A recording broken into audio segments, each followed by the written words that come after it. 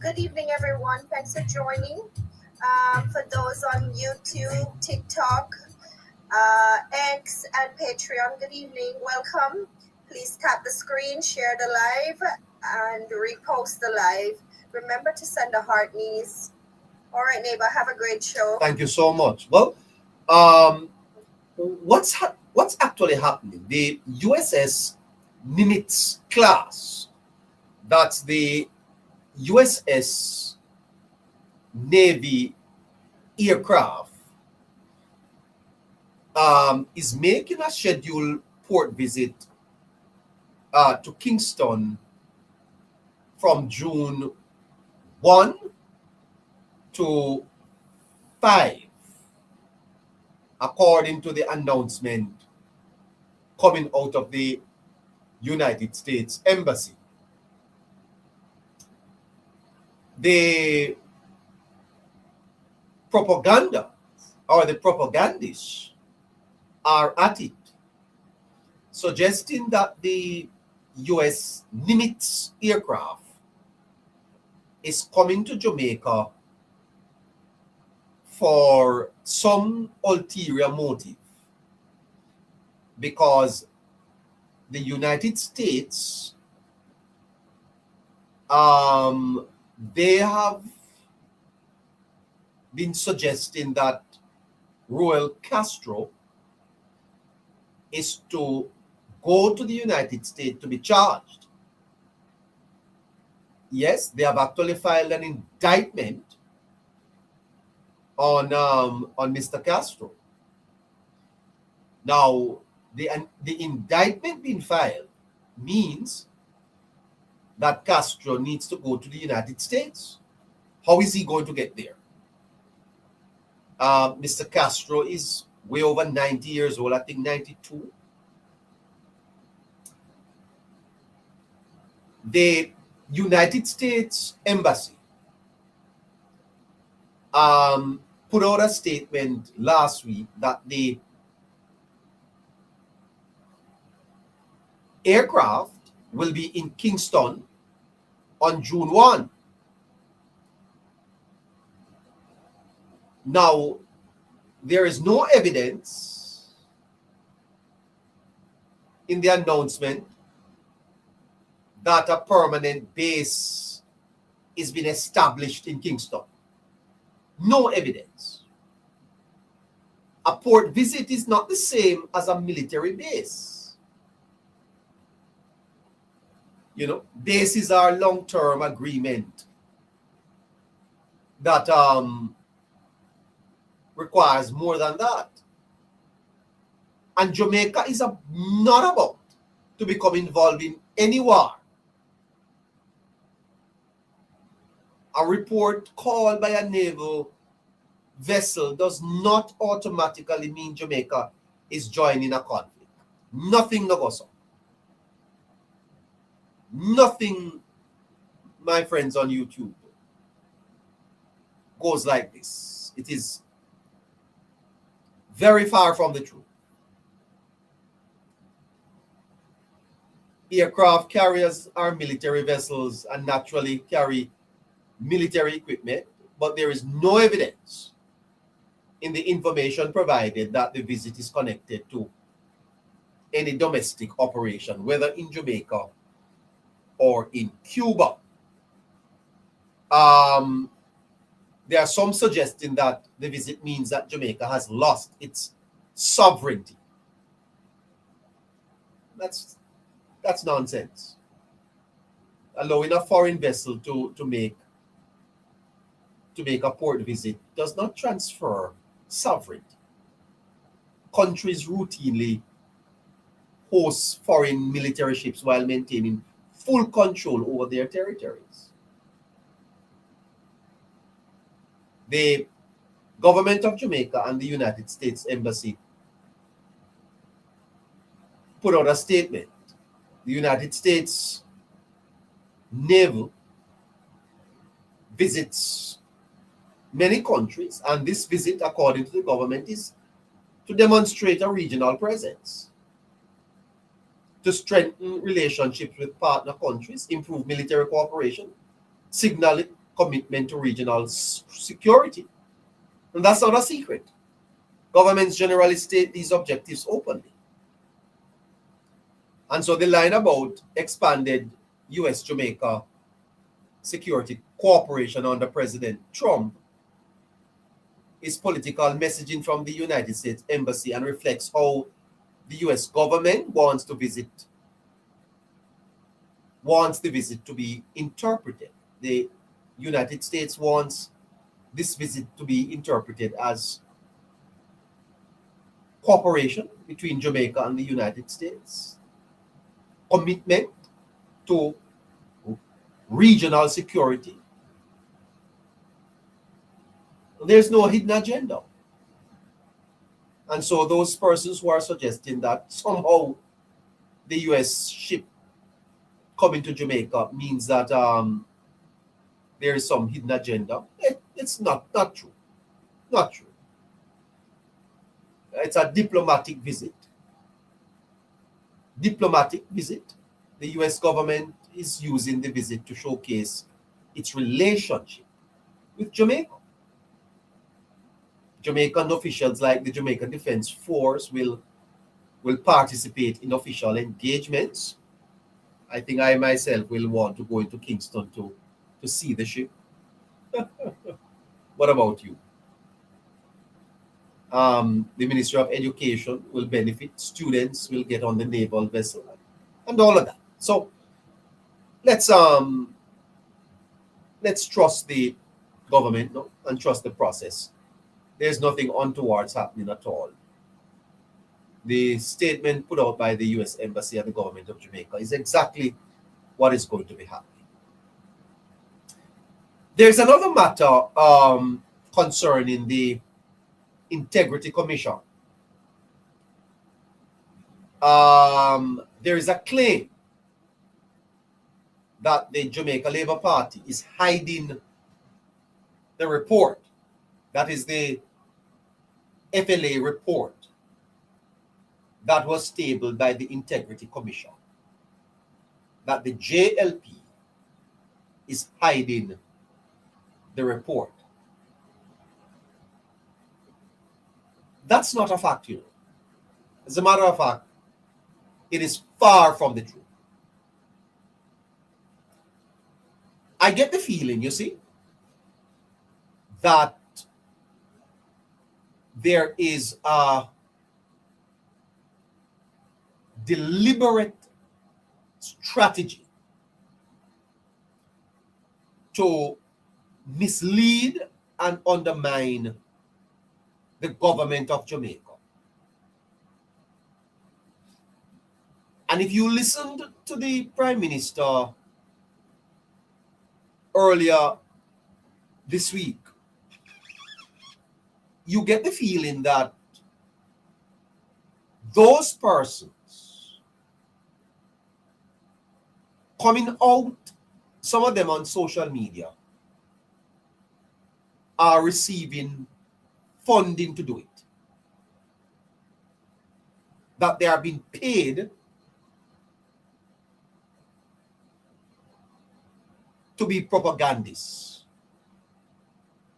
to spread false information and false narrative. And it was brought to my attention today that there is a podcast or some live show suggesting that the Jamaica Labour Party is hiding the IC report. Now, here is what we know. The Integrity Commission submitted the Firearm Licensing Authority report to Parliament on March 30th. The Firearm Licensing Authority filed a court proceeding challenging aspect of the matter. Remember now, the Integrity Commission's report now have nothing to do with the Jamaica Labour Party. the Jamaica Labour Party is not under any investigation by the Integrity Commission, nor can it be. It is a political party. Integrity Commission no have nothing to do with the Jamaica Labour Party.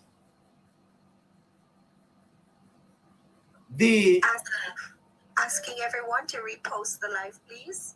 The commission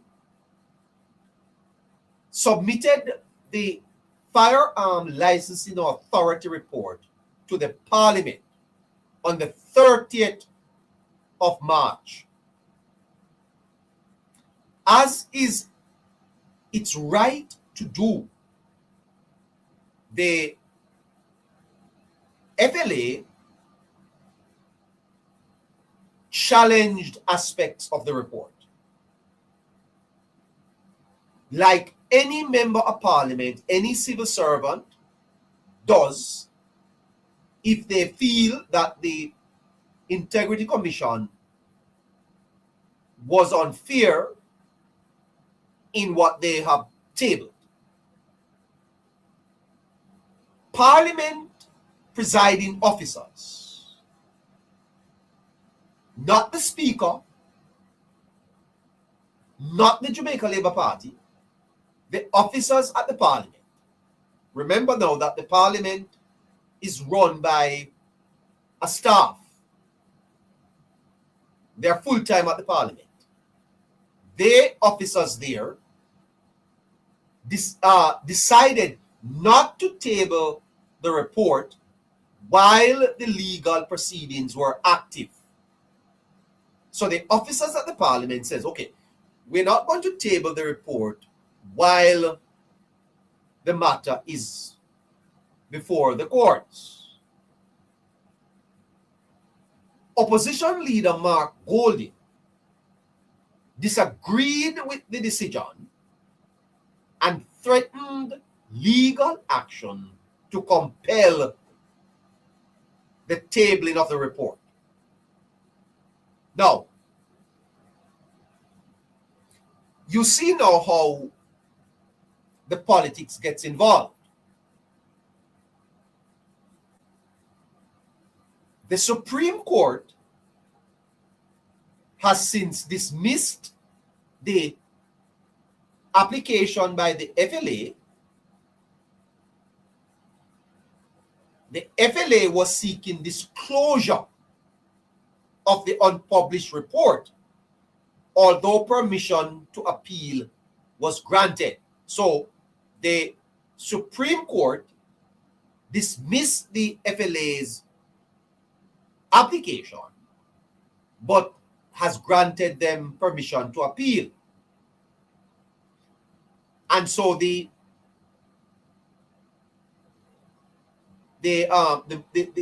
matter of the JLP hiding the report is a political interpretation that is not an established fact. It is not an established fact because Parliament is not the same as the JLP. This is where a lot of social media commentary becomes misleading. And if you follow what is happening in the social media space, you go ahead. It is a very misleading space to be in.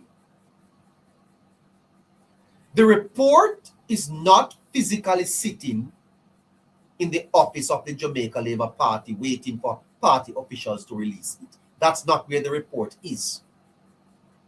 The decision at issue was made by the Parliament presiding officers, including the Speaker and the President of the Senate. Whether people agree with the interpretation or not, they have argued that ongoing court proceedings justifies withholding the report pending developments in the litigation. Now, the fact that the Supreme Court has dismissed the case brought by the FLA, it will be interesting to see whether or not the report is tabled on Tuesday, and the opposition leader is suggesting that if that is not done, that he is going to go to court to ensure that it is tabled. A person can criticize the decision, but it is not accurate to describe it as the JLP simply locking the document in a drawer. That is rubbish. That FLA document don't have anything to do with the Jamaica Labour Party. The Jamaica Labour Party and the FLA document is nothing at all. It's total inaccurate, total rubbish, and quite frankly, dishonest. Now, the debate is actually about competing legal interpretations. One side, represented by the opposition leader, and that's the opinion that the opposition leader has obtained. He has obtained that opinion from eminent KC Michael Hilton. They argue that the Integrity Commission Act implies a duty to table reports within a reasonable time. The existing court proceeding alone is not enough to delay the tabling. That is Golding's lawyer's argument. And that there was no court order preventing the tabling of the report.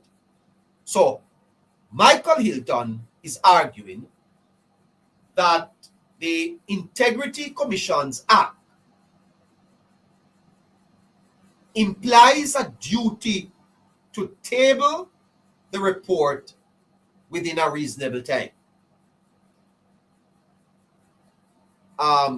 Hilton is arguing that the existing matter before the court does not prevent the Parliament from tabling the report. The other side, which is the government, is arguing that Parliament should avoid actions that could interfere with or prejudice ongoing litigation. In other words, when there is a matter before the court, it is being litigated. If the Parliament puts the report into the public space, the government is arguing that it could prejudice the case. The government is also arguing that the standing orders and the procedures of the Parliament supports caution while court proceedings are active. And the government is saying that they are precedent, meaning precedent means that prior cases were treated in the same manner. Reasonable lawyers have disagreed on these questions, and the disagreement is much different from concealment. How could the JLP conceal a document that is at the parliament. What does the Jamaica Labour Party have to do with a document that the officers of the parliament have said they will not table because there is a court proceeding concerning the same report? What that have to do with the Jamaica Labour Party?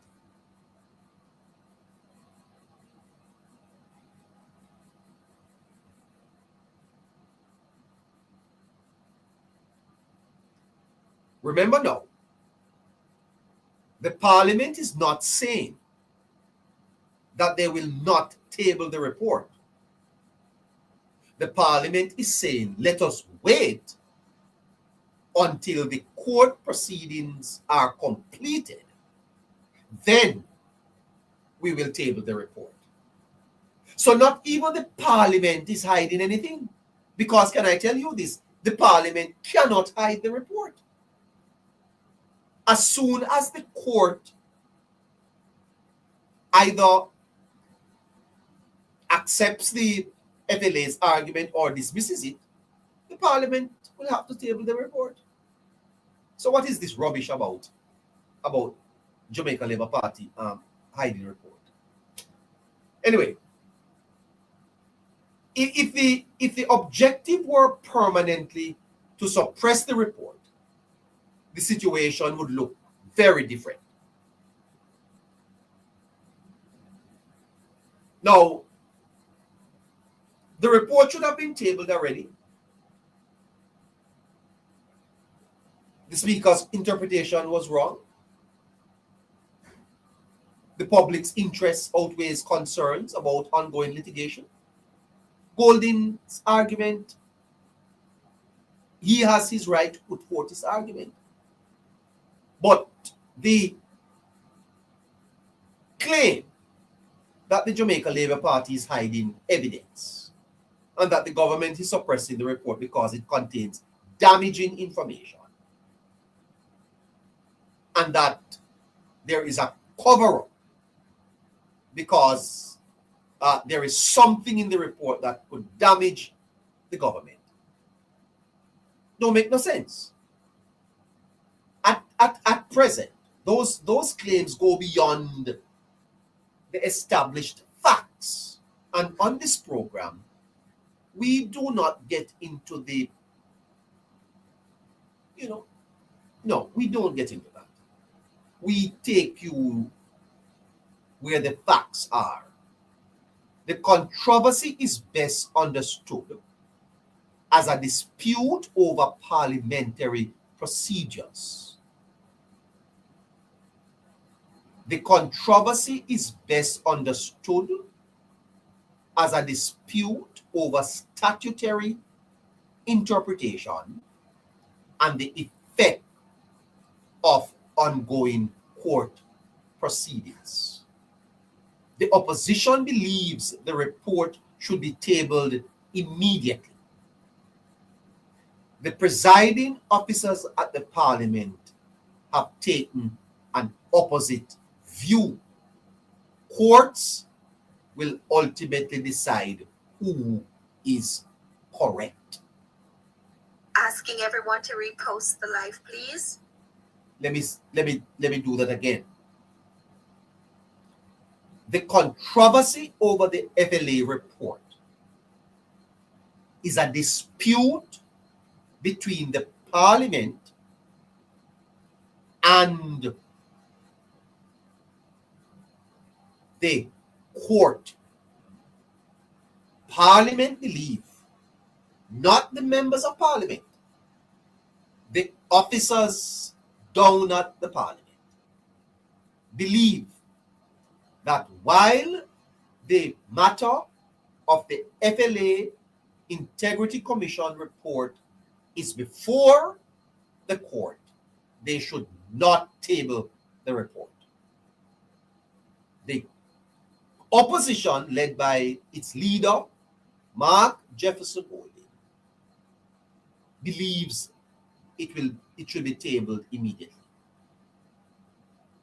Based on the public record there is evidence of disagreement over tabling the report. There is not currently any evidence proving that the JLP as a political party is secretly withholding the report or conducting any cover-up.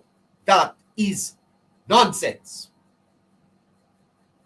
Those claims remain political allegations rather than established facts.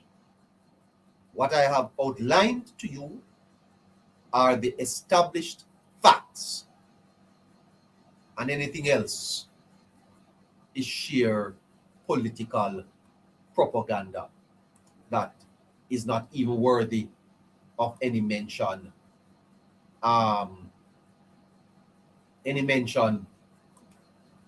any further. All right, 13 minutes to 8 o'clock, and we're going to open the line soon, so get your comments ready. If you want to join and speak about any matter, you can join. I have one more thing to raise with you. Many Jamaicans are in the diaspora. Hi, Jackie. Many Jamaicans are in the diaspora.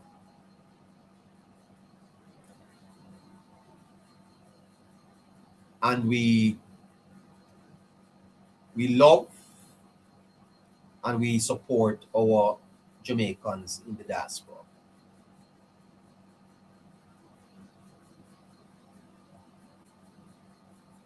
Some of these Jamaicans in the diaspora are causing a lot of problems down here. Some of the Jamaicans living abroad, as a matter of fact, they may be causing more problems on the country than the locals. A lot of what you see happening online is influenced by people that don't live in Jamaica. They don't live here. Please tap the screen, share the live. 8 o'clock. 8 o'clock we go to your calls, okay? 8 o'clock we go to your calls. The Prime Minister of Jamaica said something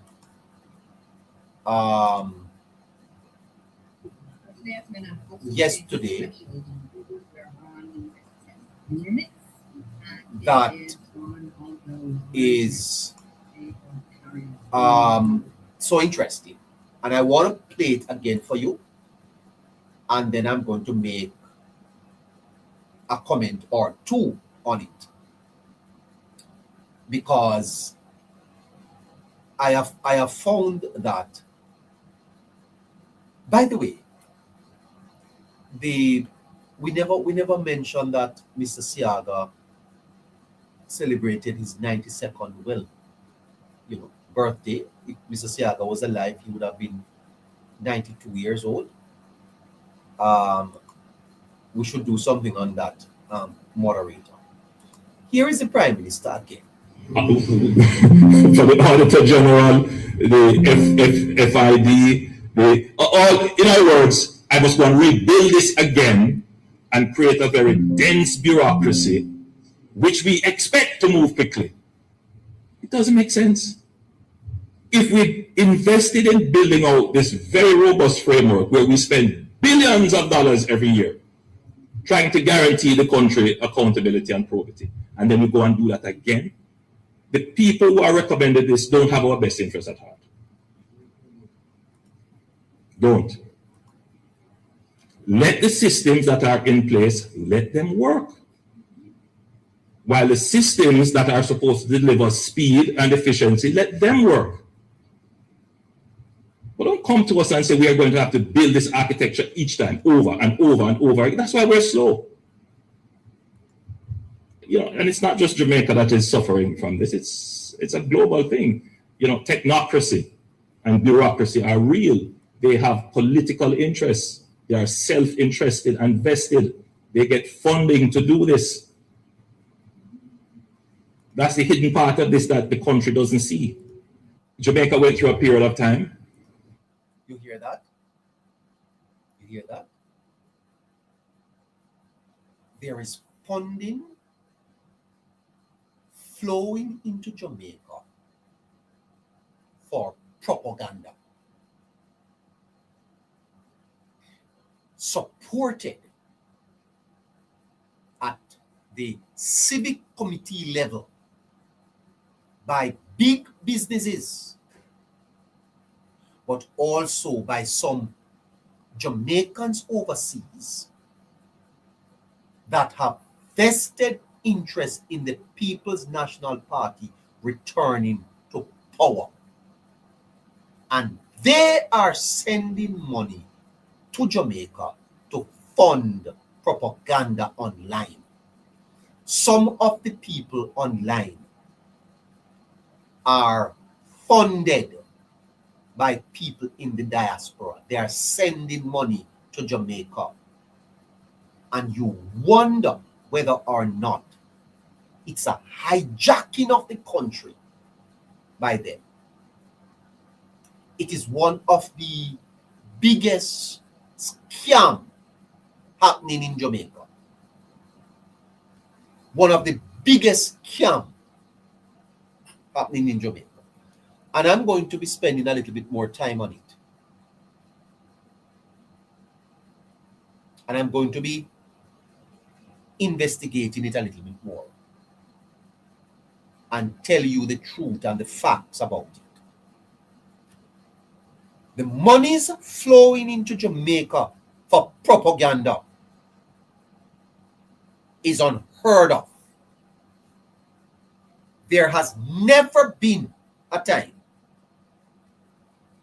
when so much money is being invested in tearing down a government.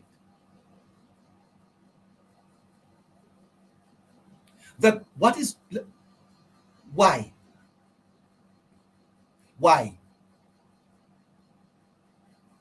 Why is there so many people in the diaspora want the PNP to come back in power? Why? Why? Well, I tell you this.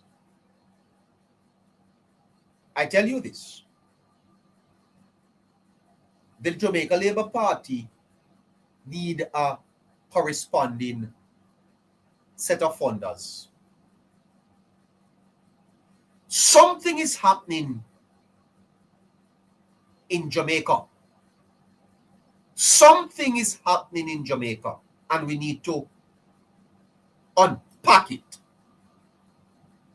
We need to investigate it, and we need to speak about it. Why are there so many people interested in the People's National Party return to power? There is almost an underhand process of wanting to force the government back to the polls. Now, elections in Jamaica are not due for the next 4.5 years.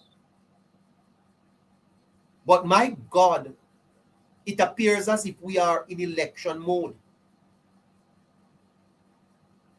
There are petitions.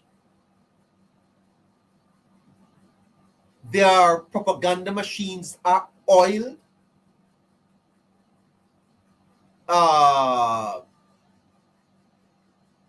Why I don't provide allegations? But are you telling me that the Prime Minister is lying, Mr. Hugh Blair? Listen to the Prime Minister. Legislation, I must go now and put the FID, all, in other words, I must go and rebuild this again and create a very dense bureaucracy, which we expect to move quickly. It doesn't make sense.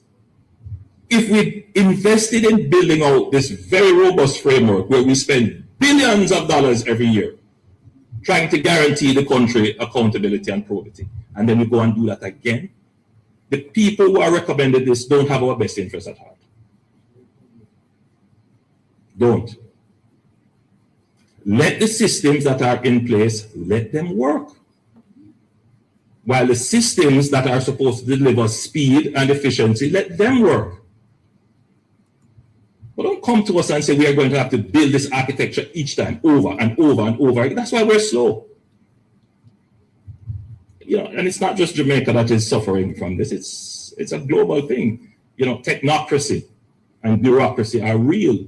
They have political interests. They are self-interested and vested. They get funding to do this. That's the hidden part of this that the country doesn't see. Nobody writes an article about that. And somehow everybody is so self-righteous to be the defenders when nobody's trying to defend the people who are in need of their homes quickly, the country needing growth. These things have to be said, and I say them unapologetically. And I'm prepared to tackle all of them who are going to come out of the woodwork to deal with my statements. I'm prepared to deal with you. Jamaica went through a period of time. All right. Now, that's the Prime Minister. I don't know what evidence the Prime Minister need to provide. Fab Day, hello. I don't know what evidence the Prime Minister needs to provide to Mr. Blair. Technocracy is a system where decisions are heavily influenced by experts. Can everyone please repost the live? Technocracy is a system that specialists get involved in. Technocracy is a system where economists like Ralston Hyman, engineers, scientists, policy analysts, business professionals from the universities. That's what the Prime Minister is talking about, Technocracy. These are people who know the most about a problem. And these are people who should have the greatest influence over solving the problem. They are technocrats.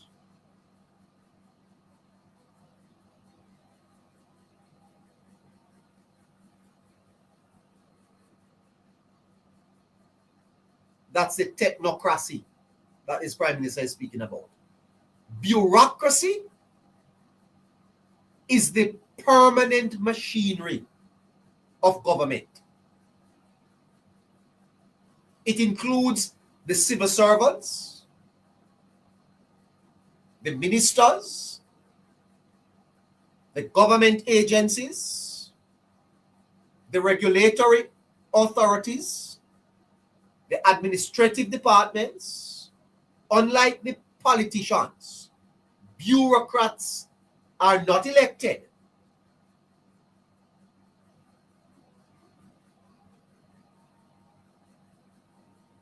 The bureaucrats are not elected.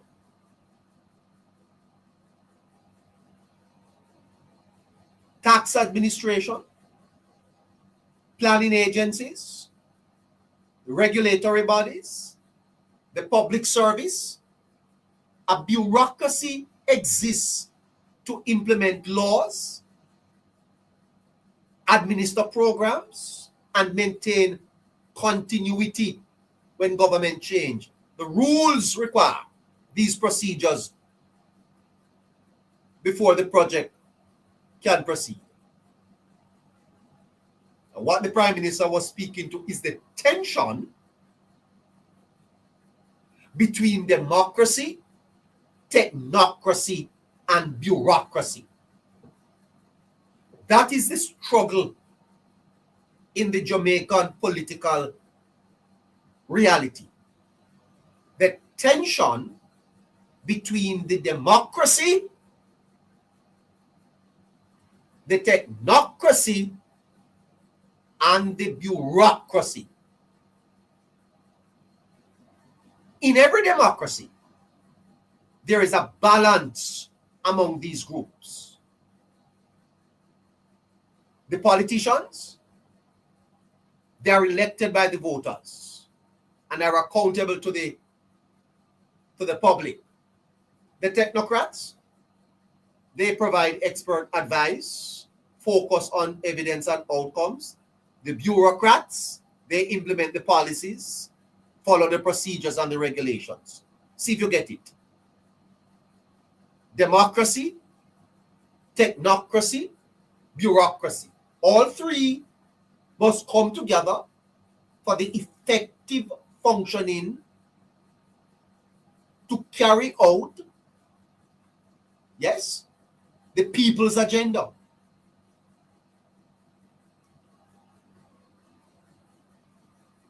Mr. Holness is the politician, and he says the people want Nara now. The technocrats suggest, no man, let's do it differently. The bureaucrats said the procurement process must be completed first. See if you understand the tension. What the Prime Minister is saying is that the technocrats and the bureaucrats, those two groups, can't even say it. I'm going to go it over again. Listen to it because it is very, very important. And you people overseas, you Jamaicans overseas, stop funding propaganda in the country. Send the money, come give your families to educate themselves. And stop tear down your country by funding propaganda. That's not patriotic. It's not patriotic to be funding lies in Jamaica. There is something about Prime Minister Holness that they don't like. And I know what it is, but I will only drop hints. You go and figure it out. Asking everyone to tap the screen, share the live, repost the live, and to send a gift. If you are a patriotic Jamaican, you need to support truth and stop the tear down the peddlers of lies.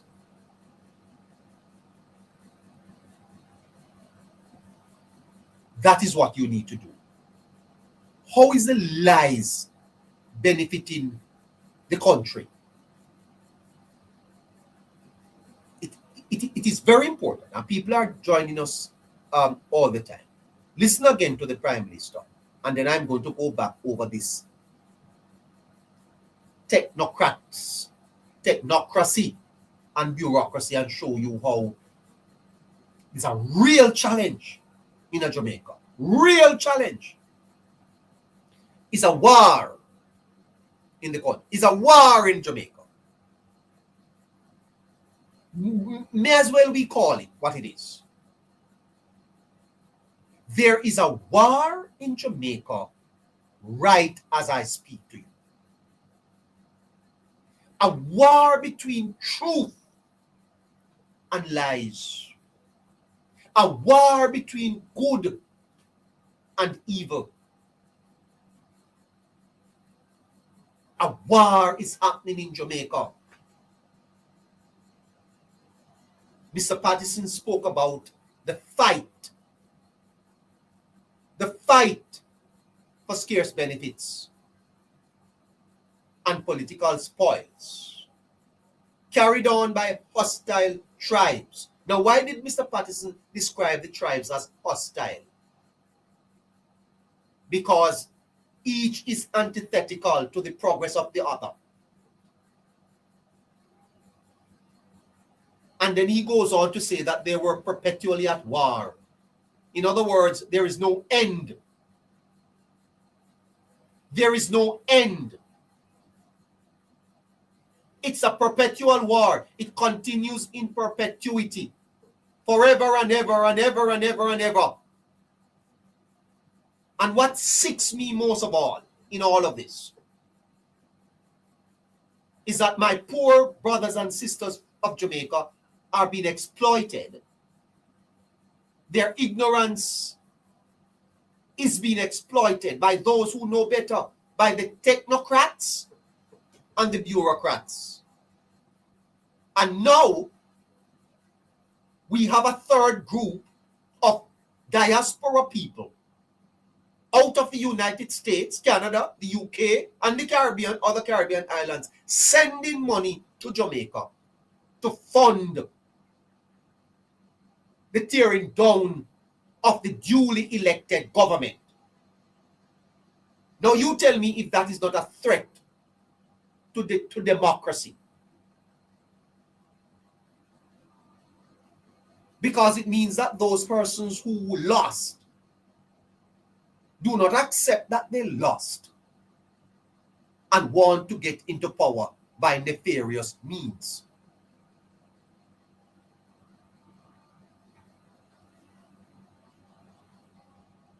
Tell me if that is right. I promise that I'll go to your calls at 8 o'clock. Well, I'm not going to make that. I need a little bit more time. Facts we talk over here, you know. You want propaganda? You can't go somewhere else. I want you to listen to the Prime Minister again. We expect to move quickly. It doesn't make sense. If we invested in building out this very robust framework where we spend billions of dollars every year trying to guarantee the country accountability and probity, and then we go and do that again, the people who are recommended this don't have our best interests at heart. Don't. No, those are the technocrats.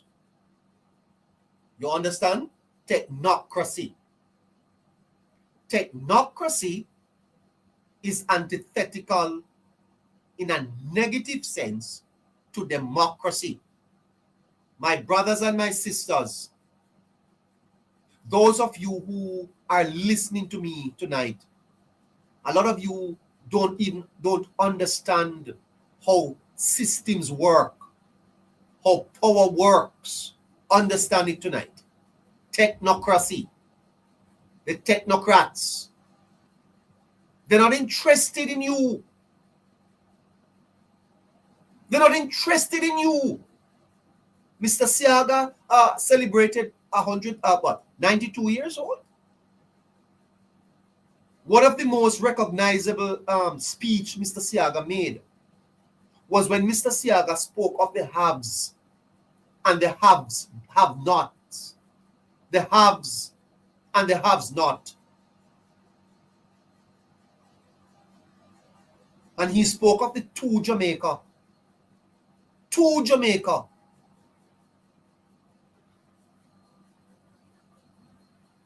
And I wonder if we have broken that.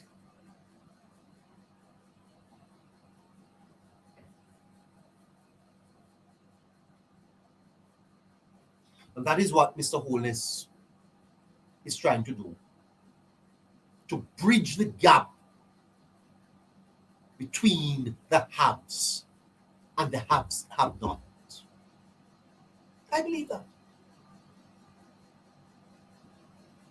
That is the challenge of this post-colonial Prime Minister.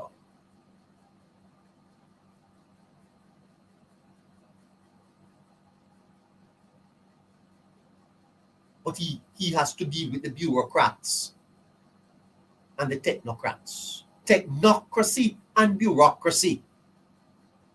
He's not interested in the higglers down at Coronation Market.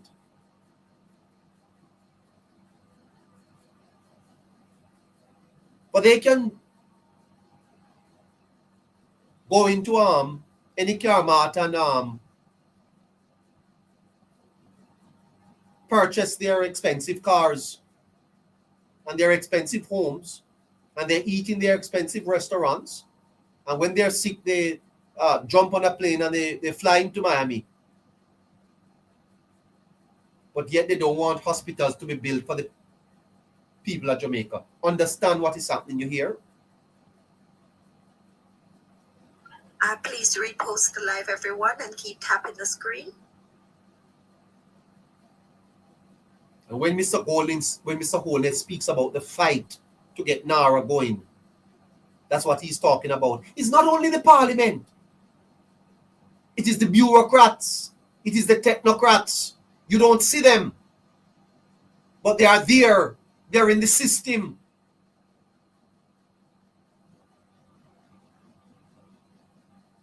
And the Prime Minister is saying they don't have your interests at heart. Come on, Jamaica. Let us support this Prime Minister. Let us support him. Come on, Labour rights. Support your Prime Minister. He's hit the nail on the head. And he has opened your eyes. In that presentation, the Prime Minister has opened your eyes. Don't let them close again. Next time you go to the polls, remember that. They don't have your interests at heart. They do not have your interests at heart. They don't.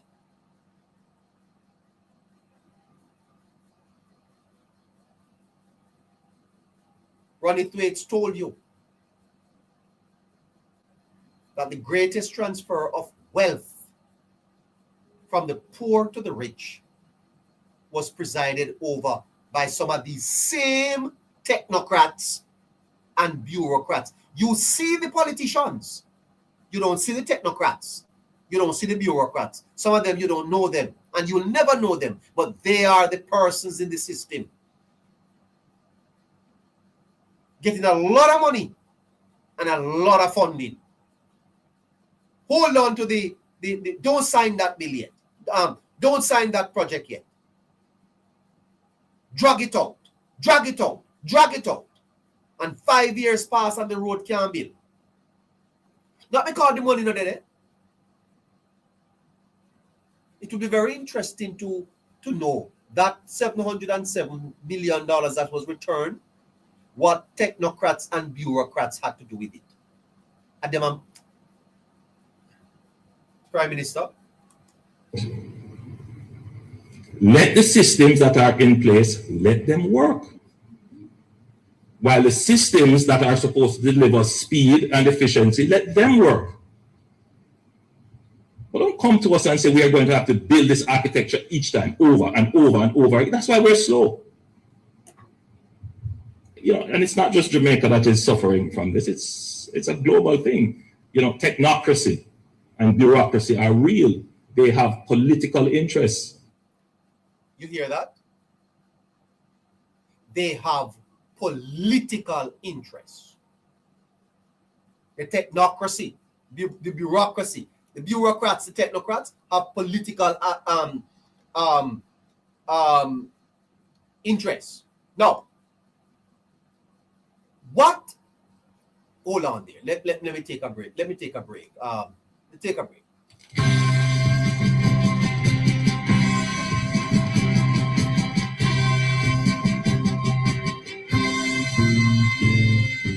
Equal rights and justice is our everlasting song.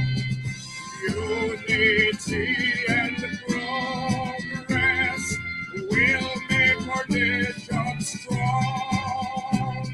Stand up for your rights when you hear the bell. Stand up for justice, hear the freedom bell. Remember us, the man who said we serve you Jamaicans, when you hear the bell.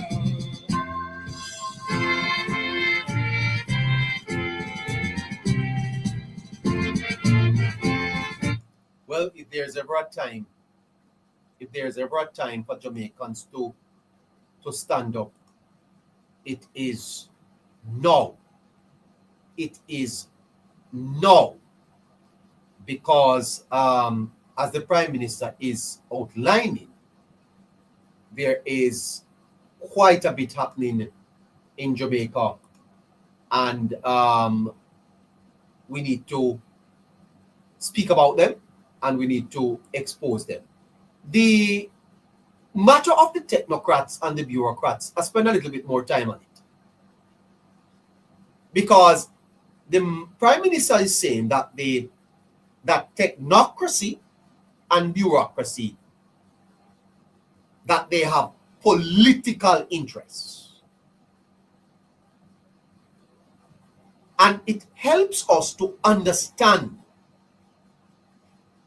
that technocracy, bureaucracy, and democratic politics work hand in hand.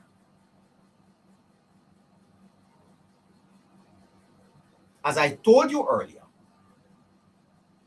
technocracy is a system. Bureaucracy is also a system. But then you have democracy.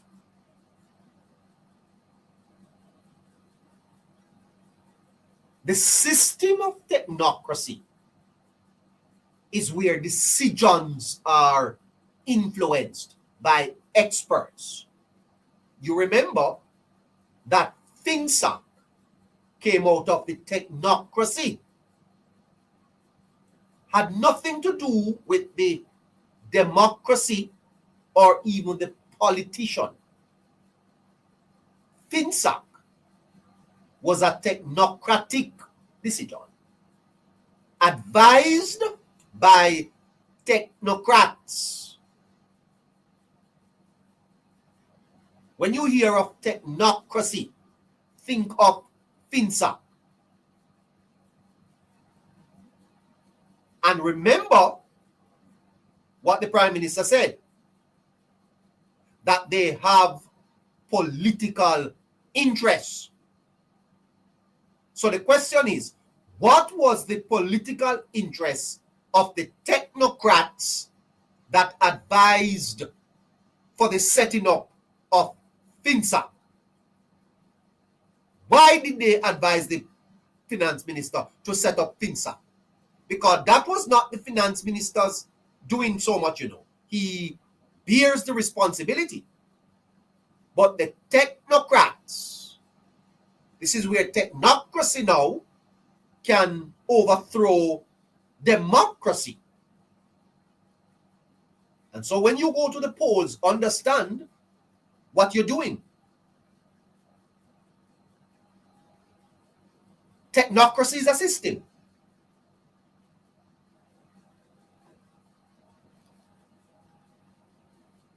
I wonder if you know that there was a time in Jamaica when there were people who could turn it up and turn it down.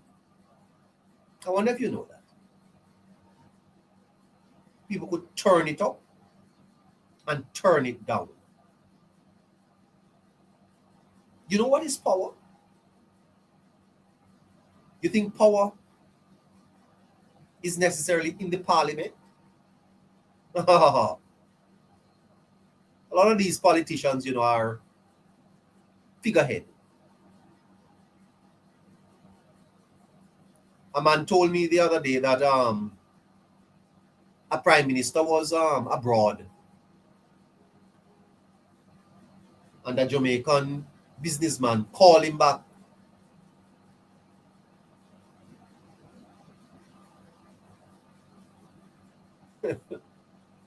A man tell me that a Jamaican prime minister was abroad, and a businessman called him back in Jamaica Prime Minister had to leave his trip abroad and come back to Jamaica. And I'm going to tell you something tonight. And one of the problems they have with this Prime Minister is they can't do that with him. This Prime Minister is about helping the people of Jamaica. They can't control Andrew Holness. That's a part of the problem. Holness is not a pushover.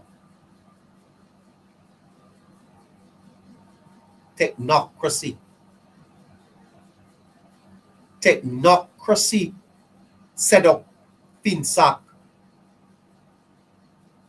that transferred resources from the poor to the rich. Technocracy. Political interest, vested interest. And let me tell you something. The technocracy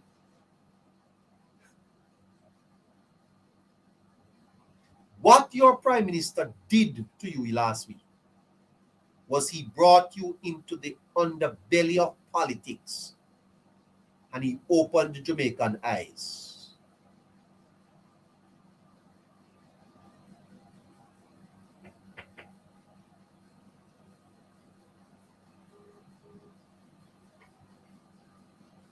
You know, there was a man in Jamaica one time that was advising a Prime Minister.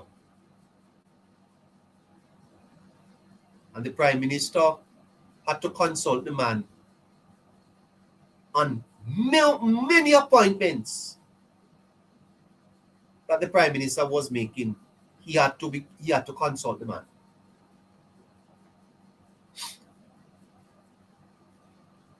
Technocracy is a system where decisions are heavily influenced by the experts. Some of them call themselves specialists, economists. Some of them are engineers, scientists, political analysts, philosophers, psychologists and psychiatrists from the professional class.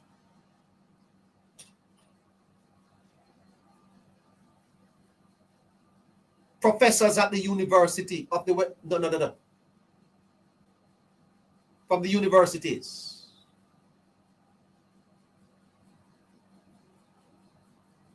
And they claim that they know the problems and that they can solve the problems.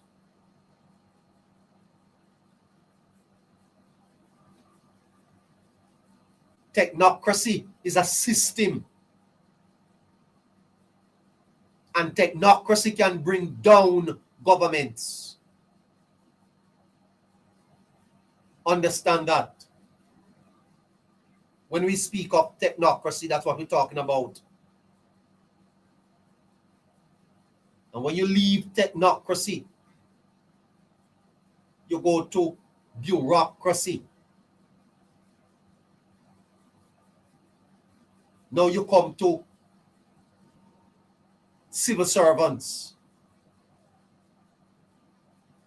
government heads of government agencies. Remember that they have political interests now. Remember now that the technocrats have political not me say so. The Prime Minister said that they have political. What interest do the technocrats have? What interest?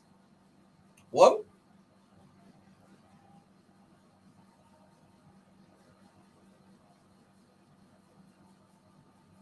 bureaucracy.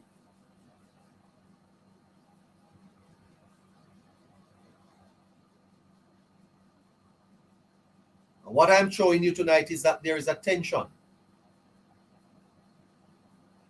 There's a tension between the democracy, the bureaucracy, and the technocracy.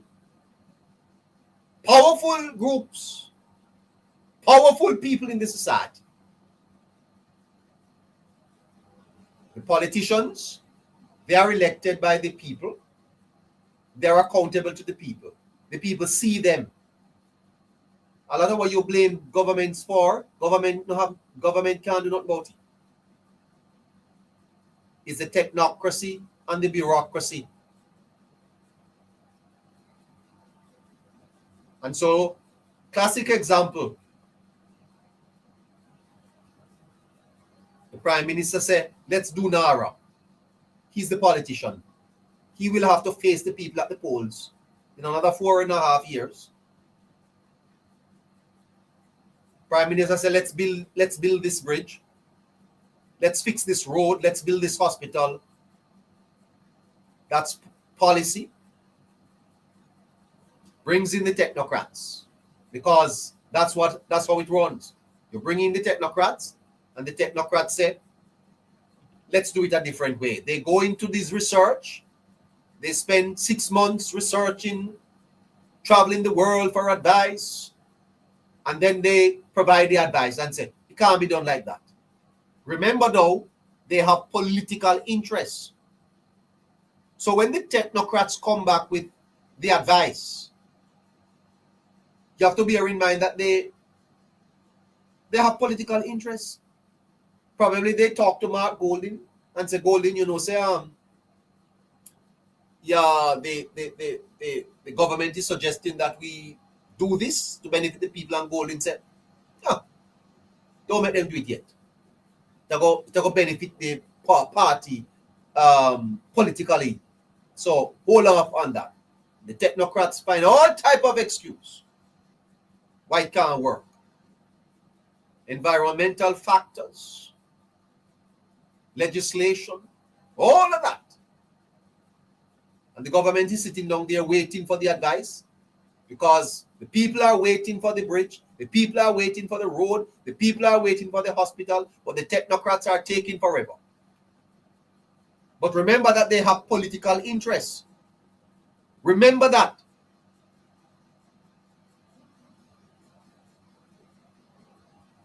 And so every time cabinet meets, the technocrats come and, oh, this can't happen. We have to figure that out first. That the drawing can't pass. This can't go through. That have a problem with it. This can't happen. All type of excuse. But remember, they have political reasons. And then when the technocrats finally sign off on it, you now have to give it to the bureaucrats. That is where the procurement process comes in. And my God, how long is the procurement going to take? 3 years. By the time the bureaucrats finish with it, the election almost ready for call. But remember that the bureaucrats have political interests. And if the bureaucrats are PNP, they are in no hurry to get the bridge built.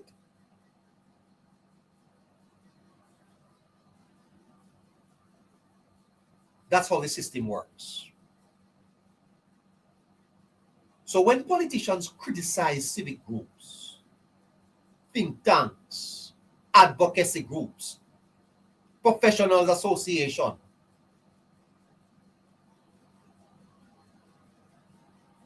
what you have to understand is that these groups were not elected. The unelected bureaucrats and technocrats are influencing public policy without electoral accountability. That is what is happening. They do not have electoral accountability, but they are influencing public policy. Fundamental for you to understand.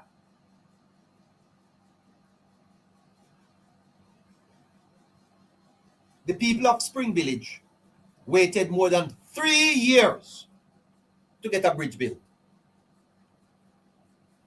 Bureaucrats, technocrats. If it was left for the member of parliament, the bridge built in a 6 months. Those that are influencing public policy have no electoral accountability. Their names are not on the ballot.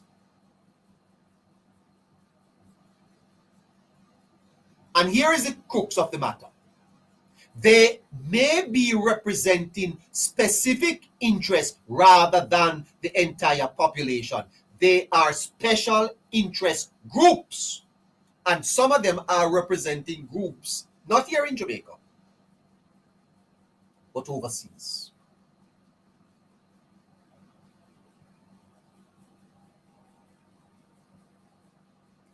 And what the Prime Minister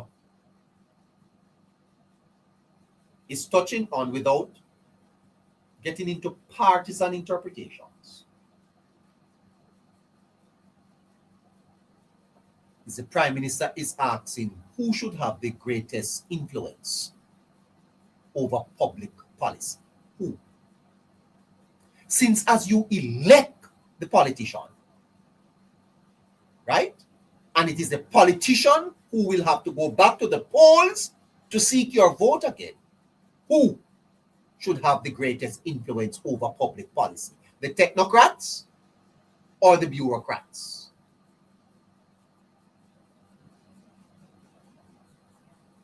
And that is the debate that exists in many countries across the world. And Jamaica needs to have that debate. The power of the technocrats and the bureaucrats that have vested political interests, and when election come, them not even vote. These technocrats and bureaucrats don't even vote. Just imagine, I'll give you an example before I go to the call. I'll give you an example. Just imagine that there is a major highway project. All right, let's take Nara, because Nara is correct. Technocrats, all right, the rebuilding of Jamaica, technocrats are going to focus on economic return, engineering standards, all types of technocratic stuff. Bureaucrats are going to focus on procurement rules, environmental permits, budget procedure. While there is a third layer that is called the civic groups. Civic groups, they are going to focus on public demand, constituency interest, electoral promises, and all of that is healthy in a democracy. However, who is looking out for the people? And that is what the Prime Minister is bringing to your attention. You think the technocrats business with you? You think the bureaucrats business with you? You think the civic groups business with you? They don't. They have political interests. They are special interest groups that they are representing. Who is representing the poor people of Jamaica at the table? Asking everyone to repost the live, please. Tap the screen and share. Who is representing the poor people of Jamaica? In all of these decisions, who is representing the poor people of Jamaica? So here is what I end with now. It is clear that the struggle of modern Jamaica is for the voice, someone to stand up for the poor people of Jamaica. And I put it to you that in my honest evaluation and interpretation, that is why they hate Prime Minister Andrew Michael Holness. That is why they hate him. Because he is for the poor people of the country. That's it. When you sift through the technocrats, the bureaucrats, the civil servants, the civil society groups, all of them have special interests that they are representing. And I will say this too, that when you put in that mix the opposition People's National Party, so let's go down the line again. Technocracy is special interest. Bureaucracy, special interest. Opposition, special interest. Civil society groups, special interest. Who is left at the table?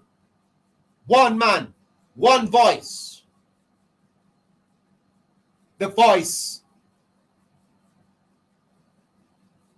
that stands up for the poor and suffering people of Jamaica. And it's him is the target. Because around the table are the technocrats, the bureaucrats, the civil society groups, and they are powerful voices.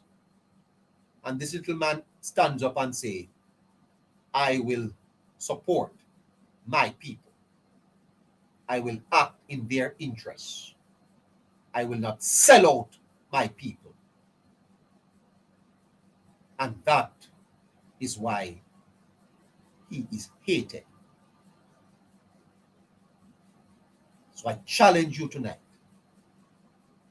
to stand up in support of the man who is speaking on your behalf at the table, at the powerful table where the special interest voices are. You have a voice, Jamaicans. You have a voice. You have a voice that is standing up for you. Stand up for him. Because he's not going to walk away from that table and leave you unrepresented. Andrew Holness will not walk away from the table and leave his people unrepresented. FINSA could not happen under Holness. Could not happen. Is he a perfect prime minister? No. But I feel it. That the scandals, the corruption that has happened under previous administration could not happen under Andrew Michael Holness. That is what Mr. Holness was saying there last week. Mr. Holness was saying, I am standing up for Jamaicans because he knows it. He has been in the politics long enough and he understands the politics. That if you're not careful, even as prime minister,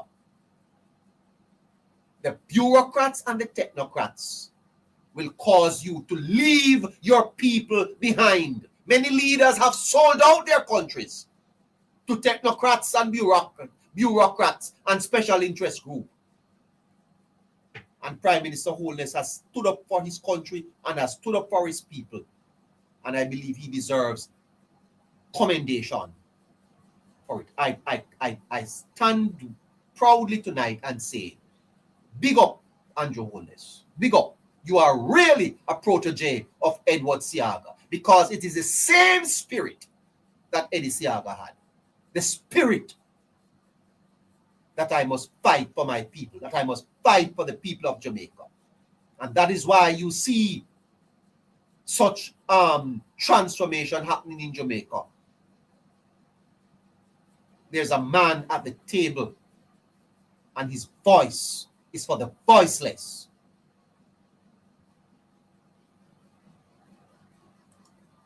His voice is for the voiceless. That is my message to you tonight.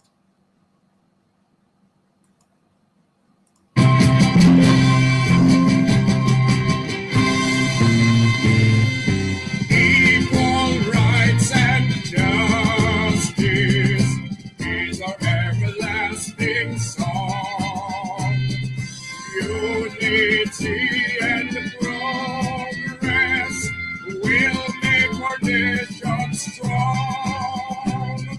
Stand up for your rights when you hear the bell. Stand up for justice, hear the freedom bell. Remember us, the man who said he served you well. Stand up, Jamaicans, when you hear the bell.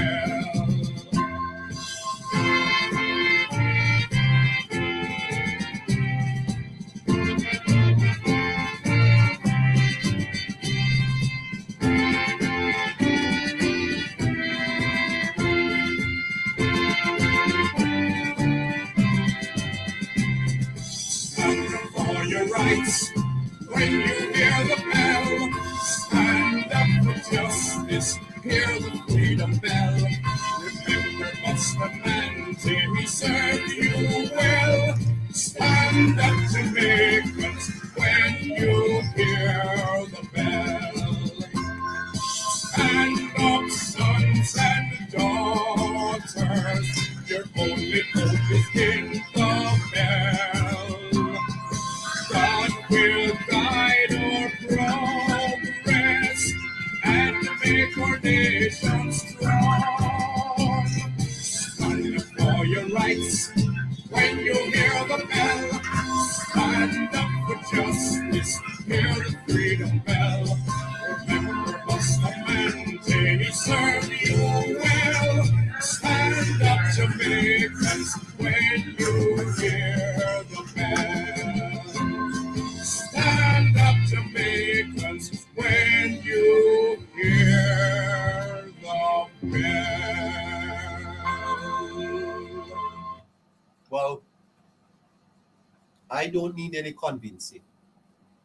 I am an analyst, and I have analyzed the Prime Minister's statement. I learned when I was young that you are to listen what people say and what they don't say. Okay? And what I hear the Prime Minister say is that he is standing up for Jamaicans. That's not anything to be ashamed about. That is something to be damn proud about, because there have been prime ministers in the past that have not stood up for Jamaicans. That is why we are where we are today. FinSAC should never have been created by technocracy. FinSAC was a technocratic decision. But remember, the Prime Minister said, technocracy is politically motivated.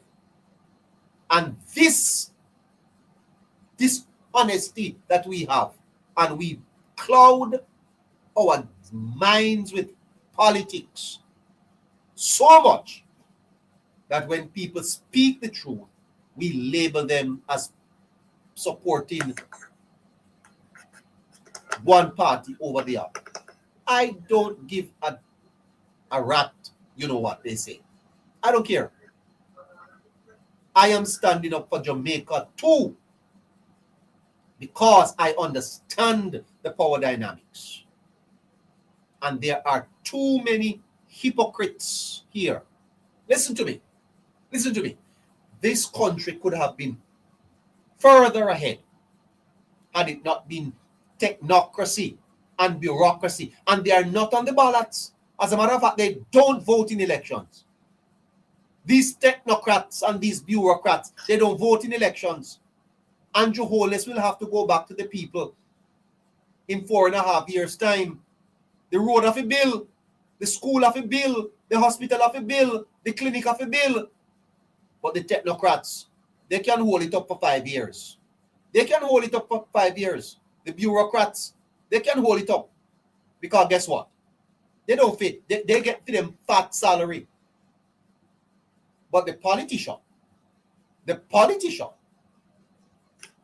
bears the political responsibility. And what I hear the Prime Minister saying with Nara is that had he listened and fell for the trap, the technocrats and the bureaucrats, they wanted to go through. Send it go to committee. Delay it a little. Get more approval here. So build more committees to look at it. Did you hear him? Did you hear the Prime Minister saying it? You should listen to him again, right? Build more. Let's listen to him.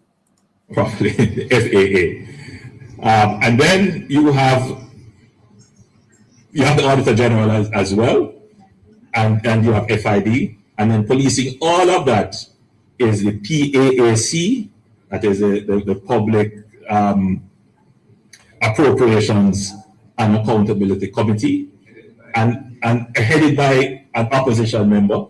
And then you have the PAC, right?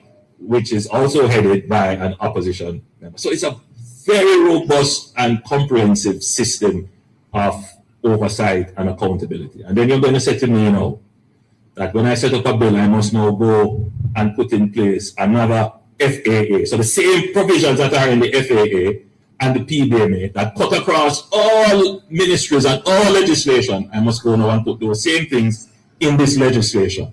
I must go and build another mechanism for the Auditor General, the FID, in other words, I must go and rebuild this again and create a very dense bureaucracy, which we expect to move quickly. It doesn't make sense. You hear that? Who was advising the Prime Minister to do that? Someone was advising the Prime Minister to kill NARA with bureaucracy. Some technocrat is telling the Prime Minister to kill the bill. That's what the Prime Minister is saying. They want him to put the architecture in place that would basically make NARA unworkable. Workable, but limping along like an old truck over a hill. And the Prime Minister stood up and said, no, I am going to move forward with this bill here because I want speed for my people. Oh, Jamaicans. Oh, Jamaicans. Listen to your Prime Minister speaking in your defense. That is what it is. Tell me if I'm wrong. I've shown you the technocracy and the bureaucracy and what they are about. And remember, the Prime Minister said they have political interest. In other words, the Prime Minister said they are doing it for political reasons. It's for political reasons. Now, what is the political reason that they are doing it for? What? What is the political reason? You know what it is? The political reason is that the Jamaica Labour Party is the government and they would prefer for their party to be presiding over these matters. Holy Beacons, we have you on. Good night.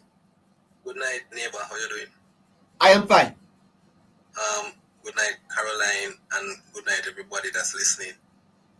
I find your program very interesting. Well, thank you, sir. Yeah, man, I always try my best to give a listen here every day, like in the mornings, in the nights. Not so sure we can manage the morning programs and again, sir. By the way, before I go to you, sir, we're asking our listeners to help us out because we have several things going here and are behind. So we are asking our listeners. Moderator, please post my my Zelle account 954-635-8732. We have to be tackling a lot of propaganda, sir. A lot of people in the diaspora are paying people here in Jamaica to tell lies, and we have to be fighting through the malaise and the nonsense to come on here. Please, moderator. 954-635-8732. That's the Zelle account. We're asking you tonight to help us out with a contribution so that we can continue to push forward with what we are doing here. And I'm not joking about that, sir, because my understanding is that the propaganda machine is well oiled, well funded. And working very much. as many people think that we are being paid to lie them, nothing goes so. Lie them. And the amount of work that we have to be doing night after night, day after day to come up here and sit through all of this nonsense that they are putting out. We need some support tonight from you, ladies and gentlemen. It's 10 minutes to 8 to 9. I'm asking our moderators to keep the Zelle account up tonight. We need some support so that we can continue to fight this good fight of faith on behalf of truth and excellence. Go right ahead, sir. Yes. So most of all the things that I see the government doing, they are wonderful things, beautiful ideas. I think the JLP think tank is very up and going. The solidarity program, to my understanding, was not just about giving out money. It was about giving out money, but it was about also getting in touch with those people in the society that are lacking in terms of TRN and certain information that the government would be missing for them. So the government wanted people to go out and find those people and bring them in. So it wasn't just about giving out the 20,000. Yes. So it was about identifying the vulnerable peoples in the population. I agree with you. And there's a lot of propaganda when it comes to these things, because sometimes the right information is put out in the media, but as you go on social media, 1 hour after you see these things pop up. They have an agenda, sir. Listen to this. Listen to this, sir. Listen to this. You understand? Listen to this. Listen to this. I challenged the business community to set up a civic committee. And it's called a civic committee, but I made sure that it is full of PNP people. It's sinful because we have an agenda. Conniving and dishonest. I challenged. You hear that, sir? Yes. You hear that? Miss Asamba is saying that she challenged the business community to set up a civic committee. Asking everyone to repost the live, and she said, screen and share the live, please. It's called a civic committee. But she makes sure say she Aluna Samba make sure say full up of PNP people because we have an agenda. Now, let me tell you something, sir. Every striking civic committee in Jamaica should be disbanded. I agree. Every one of them, sir. Listen, and when you listen to the Prime Minister earlier this week, sir, speaking about the political interests of some of these people, including, sir, technocrats and bureaucrats. Sir, technocracy is a system. Is a system that can tear down governments. I told my listeners earlier that it was a technocratic system that implemented FinSAC. Not so much Omar Davies. Omar Davies could not implement FinSAC, you know, sir. Omar Davies was advised, and you know who advised him? You know who advised him, sir? I always listen to your program to get information, you know. So I'm going to play it for you. I'm going to play it for you. You go right ahead. Let me see if I can find it. Because I need you to understand. Hold on there for me, sir. By the way, my friends of the Jamaica Labour Party, Mr. Man, listen to me. They're getting nervous.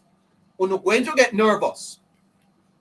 You are going to get nervous because we're going to turn it up, you know. We're going to turn it up a little.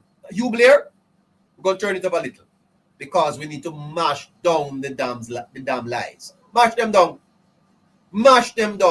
Technocracy, bureaucracy. They must not run Jamaica. They don't vote. The civil societies. And civil society groups. They don't vote, sir. They are special interests with political interests. And let us just call it what it is. Let us just call it what it is. They prefer for the People's National Party to be in power, sir. That's it. Their only interest is to get rid of the Jamaica Labour Party and put back the PNP in power. And let me tell the Jamaican people this. A lot of you up there running up and down. Right? Running up. Let me tell you this, my dear sir. We better be careful what we're doing. We better be. You see what has happened to many countries in this world, even in this region too. What poor leadership can do. Watch what now do you hear? Watch what now do. Watch what you're doing. Play play. They don't like when I play this song here. I'm going to play it again.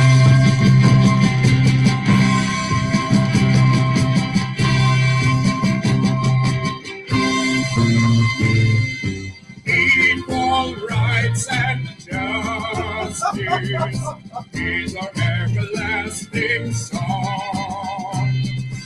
Unity and progress will make our nation strong. Stand up for your rights when you hear the bell. Stand up for justice, hear the freedom bell. Remember us the man who said we said. Listen to this song. Contractor General's report benefited from a sweeter, according to the Contractor General's report, benefited from a sweeter deal that was irregular. You benefited off the backs of the Jamaican people in creating your wealth. You were a connected party with the then Minister of Finance, and you advised and created the FinSac debacle with high interest rate. No, you hear that, sir? Yes. And me say so. I'm not speaking there. That's not my voice. You hear my voice, sir? No, I don't. All right. Whose voice is it? Contractor General. Whose voice is that?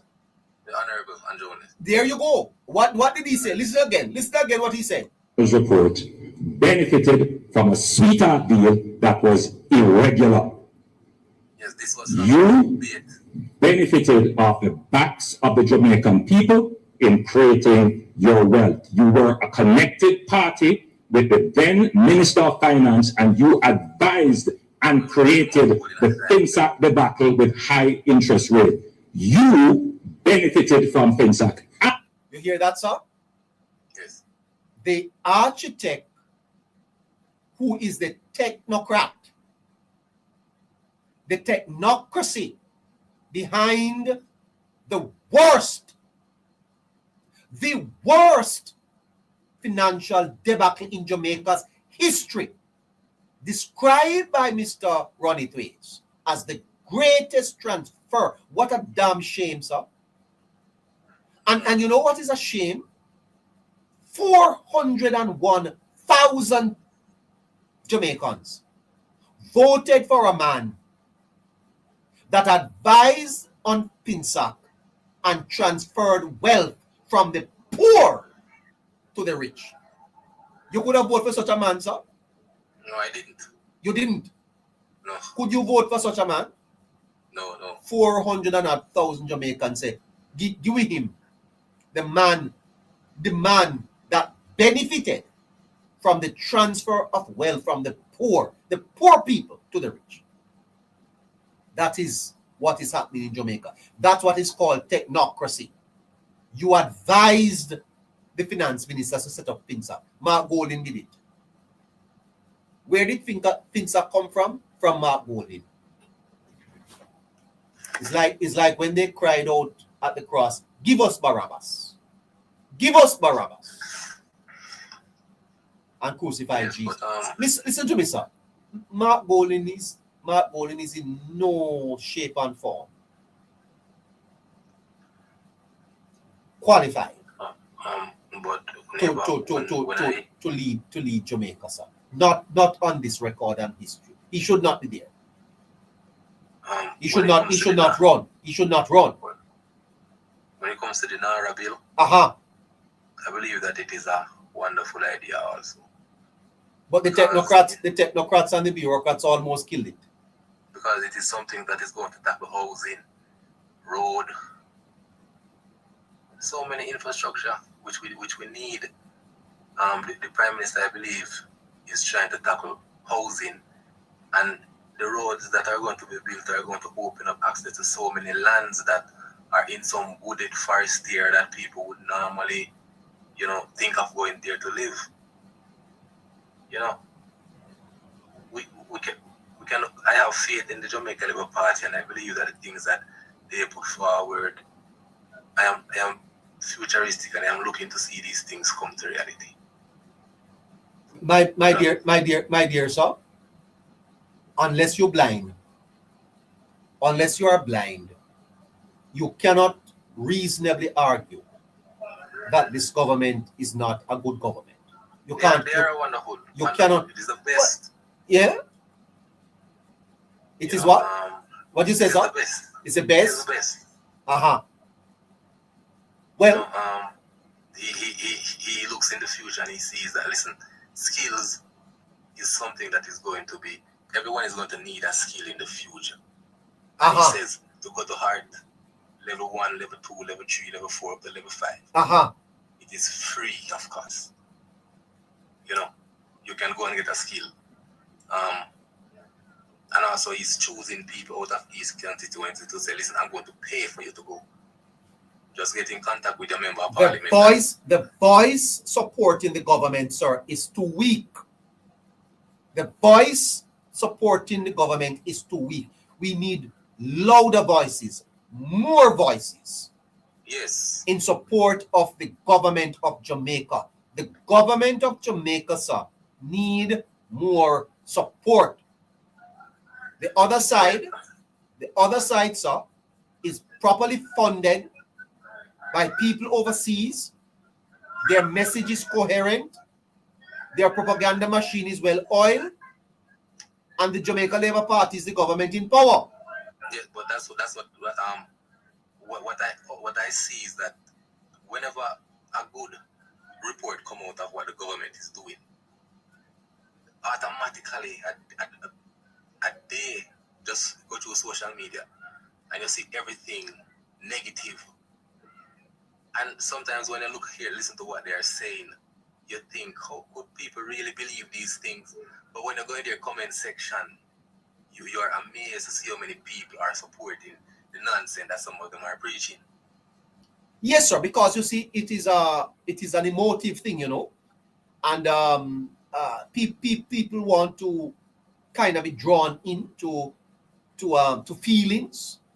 But as I said, sir, I am going to suggest, you know, that that the party really sits down and assess how it is communicating, how it is on social media, how it is connecting, and that it does more. And I'm also you know, I don't know. We are having some discussions online, myself and my team, about the direction that we should take, because we are not going to get involved in the cas and the you know, the drag down and the tear down. We are prepared to assist in positioning facts so that the people of Jamaica can make good and better decisions. Look for example at the Speaker of the House, Mrs. Juliet Holness. Yes. My dear sir, there, you know, speakers in Jamaican Parliament, how weak they were. You know the weak they were. I mean, Mrs. Holness is a cut above them all, you know. Yes. But look at the attack, and look who is attacking her. Nikisha Burchell. Almost like she takes set on the speaker. Huh? For what? But I believe that what is happening in the parliament is a price that is being paid by the PMP. Because remember that when the elections were taking place, there were people of the PMP parliament of the PMP party that was saying that, listen, when Mark Golding was going for the presidency, there are people who we specifically chose because these are the people who supported him. Yeah. No, did you hear any of the civil society groups come out to support Mrs. Holness, to tell Miss Burchell that she's wrong? Any of them? No, I have not. You have heard them? No, I have not. Have you heard from the PNP women's movement? No, I have not heard anything. Nobody come out and bash her. Are you married, sir? Are you married? No. Not yet. Not yet. Well, I'm sure you're not going to marry a controlling wife. I'm sure that, eh? No, I wouldn't. Yeah. Should never be said by and Miss Burchell had the audacity to say she's not apologizing. She's not apologizing. Okay? I think it's a lack of intelligence. Well, maybe a lack of a lot of other things, sir. Anyway, great talking to you, sir. Yes. But one more thing. Okay, go ahead. When it comes to the low birth rate that is taking place in Jamaica, I heard the health minister about when Tuesday putting forth great suggestions of what the government is going to do to tackle the birth rate dropping. And I believe that the ideas that he's coming with are good ideas, you know, just to tell you how futuristic and how the government think tank is working. You know, a lot of incentives he's saying that they're going to do for people who like to have children, you know, government support coming and so forth. Not that we want to rely on government support to do these things, but the ideas that they're coming with are beautiful ideas. Absolutely. This health minister it does have a little challenge, you know, sir. But by and large, he has been one of the better health ministers we have had in Jamaica. This is a good government, sir, and a very, very, very, very intelligent and smart cabinet. Although I see Minister Charles doing lives, and I would suggest to Mr. Charles that he be careful of some of what he's portraying on his life. Minister Charles, you're a minister of government, sir. A minister of government. When you come on your life, you're not there as Colonel Charles. You are there as the minister of labor and social security. Bear that in mind. Neighbor, there's, you know, as you go through this thing, you learn a lot. Yes. And I believe that a lot of things that why the Jamaican people are so ignorant to some of these things is a lack of education and political education. Me myself, I don't know everything, but as I go along, I listen to your programs, I listen to other programs, and I learn a lot. Well, thank you. One thing that I learned recently is about government financing and how government money goes. Now, the money that they're saying that the labor rights stole or were trying to steal. What money is that? The money that returned to the ministry? Yeah, that was donated, and the government didn't spend it all, so it had to go back to the consolidated fund. So that's how it's not that the government set these rules, you know, these rules are there from 1819, how long? Okay, you know, so that Mia Motley in Barbados is on her third consecutive term. Yes. You know what seat Mia Motley won? Well, I was paying attention. She won all of them. She won all of them, sir. She won all of them. Yes. I think she has won them. I think there was one seat won by the opposition, and no seat was won. For three consecutive elections, the opposition in Barbados don't win one seat, you know, sir. Yes. The opposition leader lost his seat because he was a crossover. He was on Mayor Motley's side, and then he crossed over. But you know, sir, Barbados has a 98% literacy rate. Yes, I heard that. 98. Well, yeah. Yes, sir. You go if you are in Barbados, sir, you go to university for free. You know, education is paid for by the state in Barbados. Very high literacy. You know what Jamaica's is, sir? I think we're in the 50s. No, 85%. 85%. Which means that 300,000 Jamaicans can't read, you know. Yeah, well, I kind of suspect that. Well, that is not good, sir. Now that no means that they're a fool, you know. It just means that they are vulnerable, sir. Oh. They're vulnerable to information because they have to rely. It's like if you go to the tax office, sir, and you see a man there filling out him driver's license form, and him say to you, fill out this form, man, and you write your name on it, or you write some other information. Him don't know, you know. Mm-hmm. So he's vulnerable, sir. Yes. He's vulnerable. If you give him a check with a figure on it, he don't know what is on it. That is part of the problem. That is why the Gleaner could post that the government pocketed the money. You couldn't do that in Barbados, sir. Wicked. No. It is an exploitation of the vulnerable people in Jamaica. Because you and I and Harry and Adrian online and Caroline, we know that the government don't pocket no money. Yes. But you think the man that relies on the Gleaner for information because, well, I don't know if he can read it, but that man is caught because somehow that man feels as if somehow the government thief the money when that is dishonest. As a matter of fact, you know, sir, I don't know if the government should not take out legal action against the government, you know. I think the Gleaner should be forced to withdraw that headline, and apologize. It is a scandal. Yeah. Lisa Bryan says she's living in Barbados. If the Gleaner could not publish that in Barbados, couldn't publish it in Barbados, because the people of Barbados can read and they understand civics. We have problems here in Jamaica with civic literacy, sir. And that is why communication in Jamaica is not easy. It's not because the government is not trying. It's not because the government don't have good communicators. But propagandists in Jamaica, sir, thrives because 300,000 of our people can read. And those who can read are undereducated. Undereducated, sir. It's a problem. Yes. But that's how government work, If all the money is not spent within the physical year, it goes back to the fund. And so no money was stolen. But a lot of propaganda. Thank you so much, my friend. Yes, pass me up. Thank you so much. 12 minutes after 9 o'clock. You are live on the Hello Neighbor show. We're live on TikTok. We're live on YouTube. We're live on Patreon. Go ahead, Evangelist Young. Greetings, everyone. Pastor, how are you? How are you, sir? I'm fine. Well, most of what I want to say, I have heard it come out in the previous callers analogy. What he was saying. But I just want to add my piece. Yes.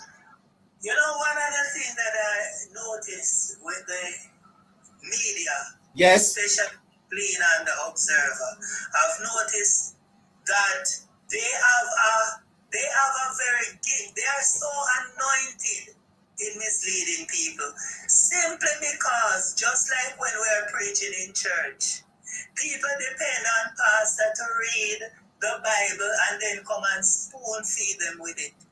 People are depending on the Gleaner for information that they can easily research, because we're in a dispensation of technology. Yes. Where technology is at our fingertips. It's not like when I was growing up, that you have to rely on your strokes. You remember me? And all that stuff. We're in the technology of smartphones. Yes. And if you want to know, you ask Google. You want to find a place, you ask Google. Right? And what I have seen is that the Gleaner is doing a little thing like spin. Yes. I am sure that the West Indies cricket team would welcome the Gleaners' administration and their team. Yes. Because they need some good spinners. Yes. And I see they are very good at spinning narratives. And people are good at running with it. I think was it PJ Patterson that said run with it? Yes. Right. No. Omar Davies. Omar Davies. Yes. So they are very good at running with it rather than investigating to find out if it is so. What am I saying? Yes. I'm saying that the monies, right? What I've noticed is that this government is very strategic in what they're doing. The money to I'm sorry, Pastor. Sorry about that. It's okay. I understand. Yeah. They want the money to be traceable. That means you can know what the money is spent on. Yes. You can know how much money is spent on what it is spent on, and you have the receipt there to prove. That's called accountability. Yes. That's good governance. Yes. What the People's National Party want the government to do. Like when you win lotto and the first you see this whole heap of money, so you start spending it foolishly, and before you know you're broke and you don't know where your money is spent. That's right. That is what, based on what I'm listening, that's how they want the government operate. Just spend money and you don't know what it is spent. Pastor Young, you support the government of the Jamaica Labour Party? Yes, you know why? Because they are governing the country with intelligence, Oh. not with their big fat ego. Oh. Because every time the prime minister does something, the opposition's ego is crushed. And by the way, yes, let me tell you something. You see, whenever I talk defending the prime minister, you defend. Hold on. You defend. You defend the prime minister. Yes, and there's a good reason for me defending him. Oh, tell us. Because I realize, based on all the previous prime minister, that this one is a thinker. He's a thinker. He's a thinker, and he managed the company. He managed the country like a company. Oh. You understand? Everything has to be accounted for. Otherwise, persons are gonna have grounds to accuse of embezzling funds. Well, yes, that is true. And they're and that's gonna put your character. That's gonna put your character on the line, right? Now, what I've noticed with Mr. Holness is that while people are busy making noise, he don't talk same time. But you see, anytime this man talk, yes, give the devil something to sit down and smoke in his pipe.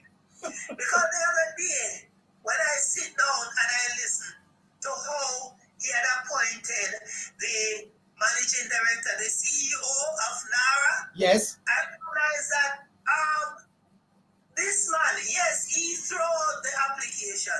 Anybody could apply, right? Anybody could apply. Thousands of persons, hundreds of persons applied. And then he had a short listing. And then from the short listing, he chose a person. Now, I hear the opposition. It's like, I don't know if they have dementia or something. They want to know now, how was the selection of the CEO for NARA, how was it done? In other words, what method did they use to choose the CEO? When it has been discussed, first of all, it has been discussed before they even select anybody.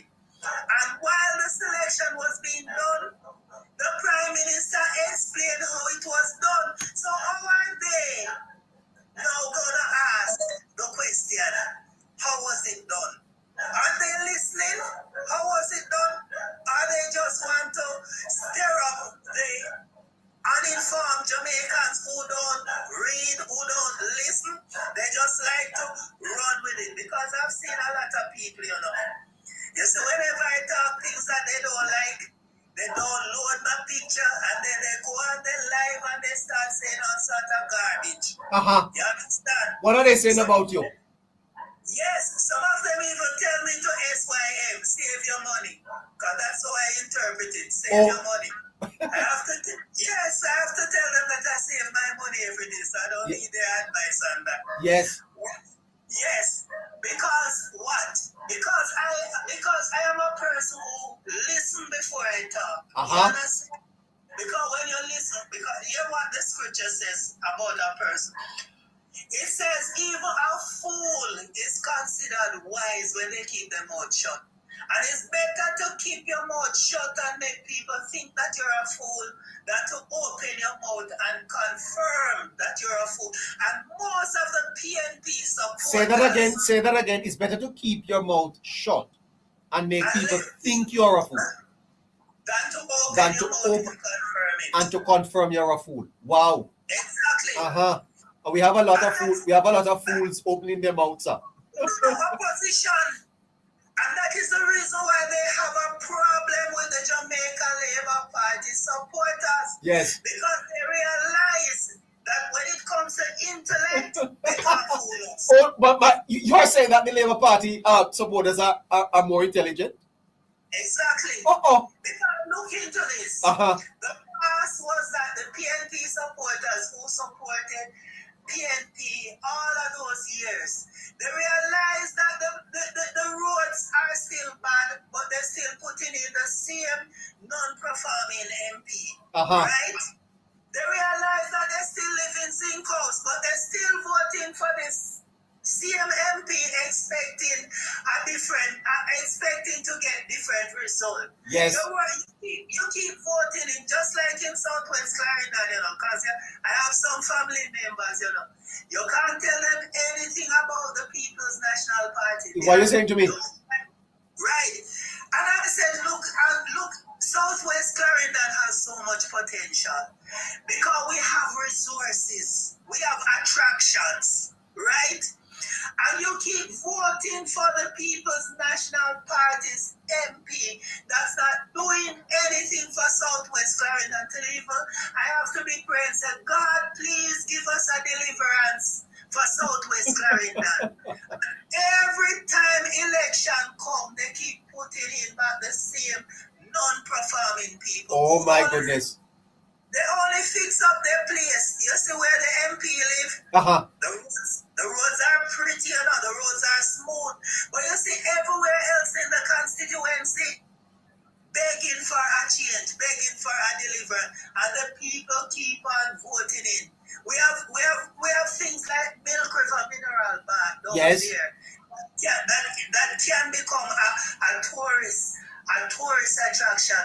We have Guts River, right? We have places like Sweet High, where the manatees are.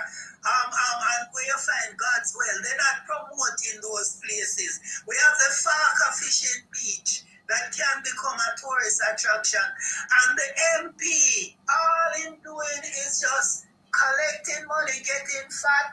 And he's getting fat, sir? The MP getting fat? Yes, because that's all they're doing, getting fat with the money Uh-huh. and not doing anything to develop Milk River. And Milk River have a lot of attractions. Apart from the crocodiles, they have a lot of attractions, right? And you ever hear about Milk River Safari? They Yes, have sir. the attractions. Yes. Right? As a matter of fact, sir, you know the Milk River Bar. You know the Milk River Bar, sir? Yes, Asking everyone to repost the live. I actually took someone to the bar one time. Have you ever taken anyone to the bar? Yes, as a matter of fact, I remember back in Bible school days, we had a trip and we went to the pool. Yeah. Oh yes. We went to the pool. We spent an entire day. Well, You lovely, It sir. was very good. It was very good. But what I'm saying, when it comes to this government is very strategic in what they are doing, right? Because when I see them announcing how the NARA CEO was selected, and then when I hear the PNP coming back now asking how it was done, I have to wonder if these people have amnesia. I thought I was the one. I never went to college. I never went to university. Then how could I understand the NARA and those persons that are You went to the College of Theological and Interdisciplinary. Right, but that doesn't deal with politics. No, they don't. Right, it deals with theology. Yes. Right?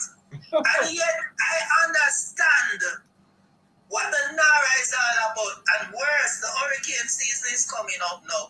This is not the time when we are to sit down and be complaining about NARA and listening to the God. By the way, on a personal note, Pastor, are you married yet? No, I haven't been. No one wants to. Everybody that I've spoken with, from they hear that I'm a pastor, they shy away. I don't know one person. They don't want to. Hold on. But I saw something online one time that you were getting married. Is that not true? I was, but as soon as they find out that I'm a pastor. So hold on. You met the girl and you didn't tell her you were a pastor before you engaged her, because I thought you were engaged. I saw you with a bottle of wine and so. I wasn't engaged, but let me tell you something. Yes. For a person to get married to me, or for me to get married, I need a CIA to get married to, a Christian in action. I don't need persons who tell me that they are Christians and their actions deny who they are.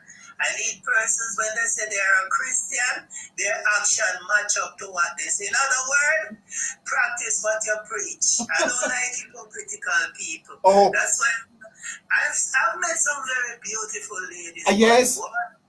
They have pretty face but very bad character. Oh my God. Uh-huh. I can't work with that. It's either that you're for God or that you're for the devil. But you can't have God in one hand. But Pastor, the church does lack a lot of good men, and here you are a good bachelor. You're telling me that you can't find a first lady. What's happening, man? To be honest with you, I would rather talk to a person who is God-fearing than to even talk to a person in the church. You know why? Oh my goodness! Yes, and I am saying it publicly. You would rather speak to a God-fearing woman in the world than speak to a girl in the church? Yes, because when the God-fearing person do things, you know that they're sinners and that they do what they do. But you see when Christians pretending to be Christians, but they are wicked and deceitful.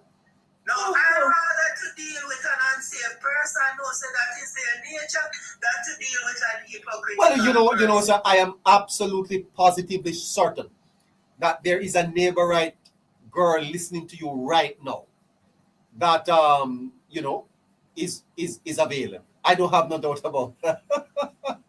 You know, neighborites, if any of you interested, please send me a text message, a WhatsApp. 876-858-9553. Let me marry my brother before the end of the year. And to be honest, sir, I like persons who are honest, and most of these persons are, hustlers. They're Christian, but they are hustlers. Yes. They are always looking something to steal. Okay. Sorry, I'm not bashing church people now, don't get me wrong, but I'm speaking. All right, 876-858-9553. I'm looking at a serious, godly, neighborite girl to recommend to my brother pastor for marriage before the end of the year. Would you be okay with that, sir? I have no problem with that. There you go. There you go. Yeah. There you go. Last but not least. Yes. By the way, hold on. Caroline, my moderator, is saying that she's available. I like Caroline. Because you like that? Hold on, sir. That's why you're here every night. I noticed it, Pastor. I noticed that you come here regular. I didn't know that it was Caroline you eyeing. Oh my gosh. well. It's a beautiful soul. You know why? When the humility, Caroline have it. When it comes to intellect, Caroline have it. Yes. When it comes to business, Caroline have it. Yes. So in a nutshell, Caroline is a person that a man would pursue. Oh my gosh, you are. Don't listen to me. Oh my gosh. Hold on a little bit. I need to take a little break. I need to take a little break here. Mr. Evangelist, boy, I tell you, give me 1 second. I'm coming right back. I knew that there was something about this man, I knew that there was something about this man here and Caroline. You see, Caroline, it's you the man pursuing over here, and I didn't even know that. Well, I tell you, sir, best visit. I don't know. She's online. She's online.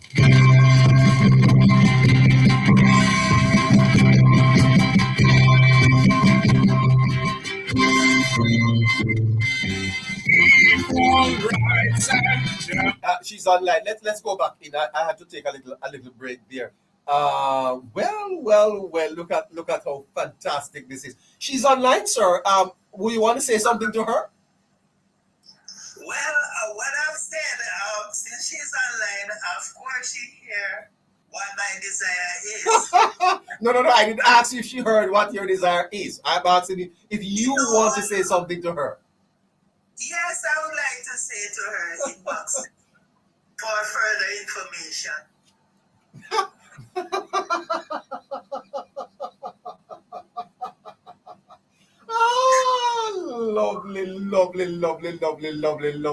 Lovely. Okay, well, sir, I wish you the best, and I wish you the best, sir. I have no problem. You're my friend.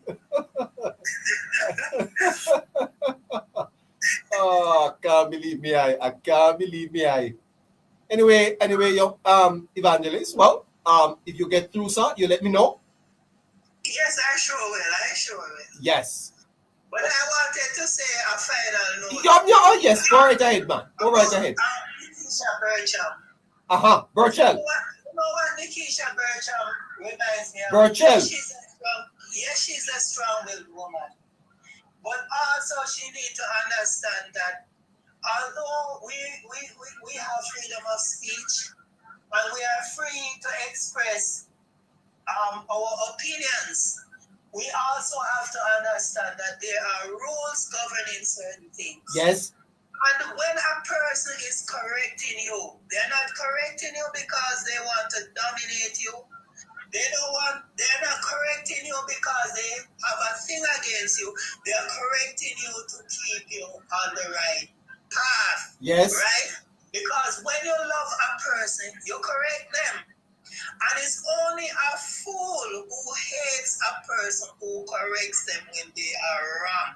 And for those that are supporting Nikisha's action, I say they are blind as to what is right from what is wrong. And I do believe that Nikisha Bircham needs not just to apologize to the Speaker of the House, but to apologize to the Jamaican people for her action in what she has said about the House Speaker, simply because she is putting down her feet for the rules that govern Parliament.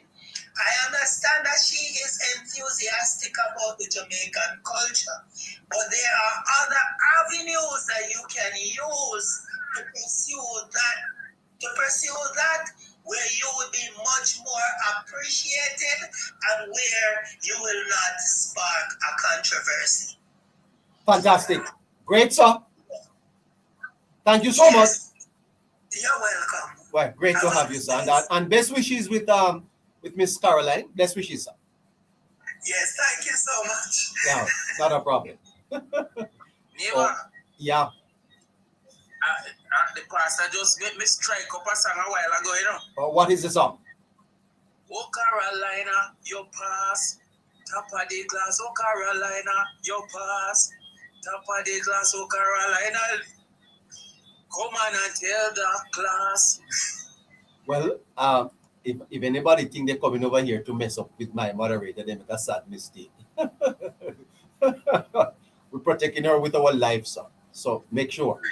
And Mr. Young, if she should say yes to you, sir, please, I beg you, make sure that you make sure you know, sir. Boy, I tell you, because I don't know. Anyway, moderator, who do we go to next? We go to Harry next. Harry. Okay, member Harry, good night to you, sir. Good night, neighbor. Good night, everybody. Member Harry, what's happening with the moderator? I didn't know that these things were happening. Hello. I'm here, neighbor. Yeah, man. You hear me, neighbor? Yeah, I'm hearing you. I was asking you what's happening with the moderator. Well, neighbor, I mean, the neighbor likes to eat some cake and drink some wine. So, let's see how that goes. Scratchy, from 2026 years, and Caroline is 2027 And then we're going to say no water, no vote. Yeah. Listen to this, sir. pipe. No pipeline. Don't forget water. So are you one of them going to say no water, no boat? Yeah, boat. How am I not telling me a boat? Lock it again, lock it. Lock it, Pipe. No pipeline. Don't forget water. So are you one of them going to say no water, no boat? Yeah, boat. How am I not telling me a boat?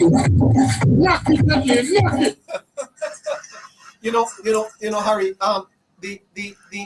the Prime Minister earlier this week spoke of technocracy, and somebody's background is a little noisy here. Technocracy and bureaucracy as impediments with political interest.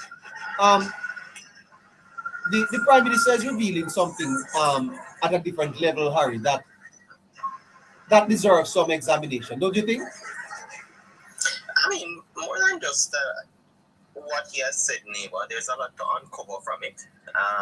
Because it's somewhat a little cryptic in what he said, and of course he still errs on the side of caution to inform the people of Jamaica without having to call names and so on, because that's a tricky side of the fence to go over onto, and as such he wants to ensure he's politically correct while delivering the keynotes to the people of Jamaica who would definitely have enough time on their hands to go ahead and, decrypt what he is saying. And that's something we will also look to take on here at Politics Plus Network as well, Neighbour.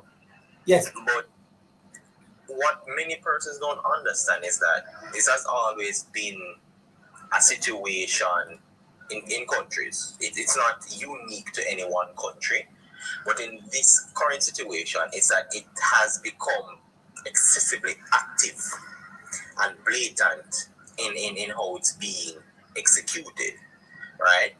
Because when you look at one of the major things, Neighbour, the bureaucratic or the bureaucracy goes rule by rule, right? They want to follow the rule book and so on.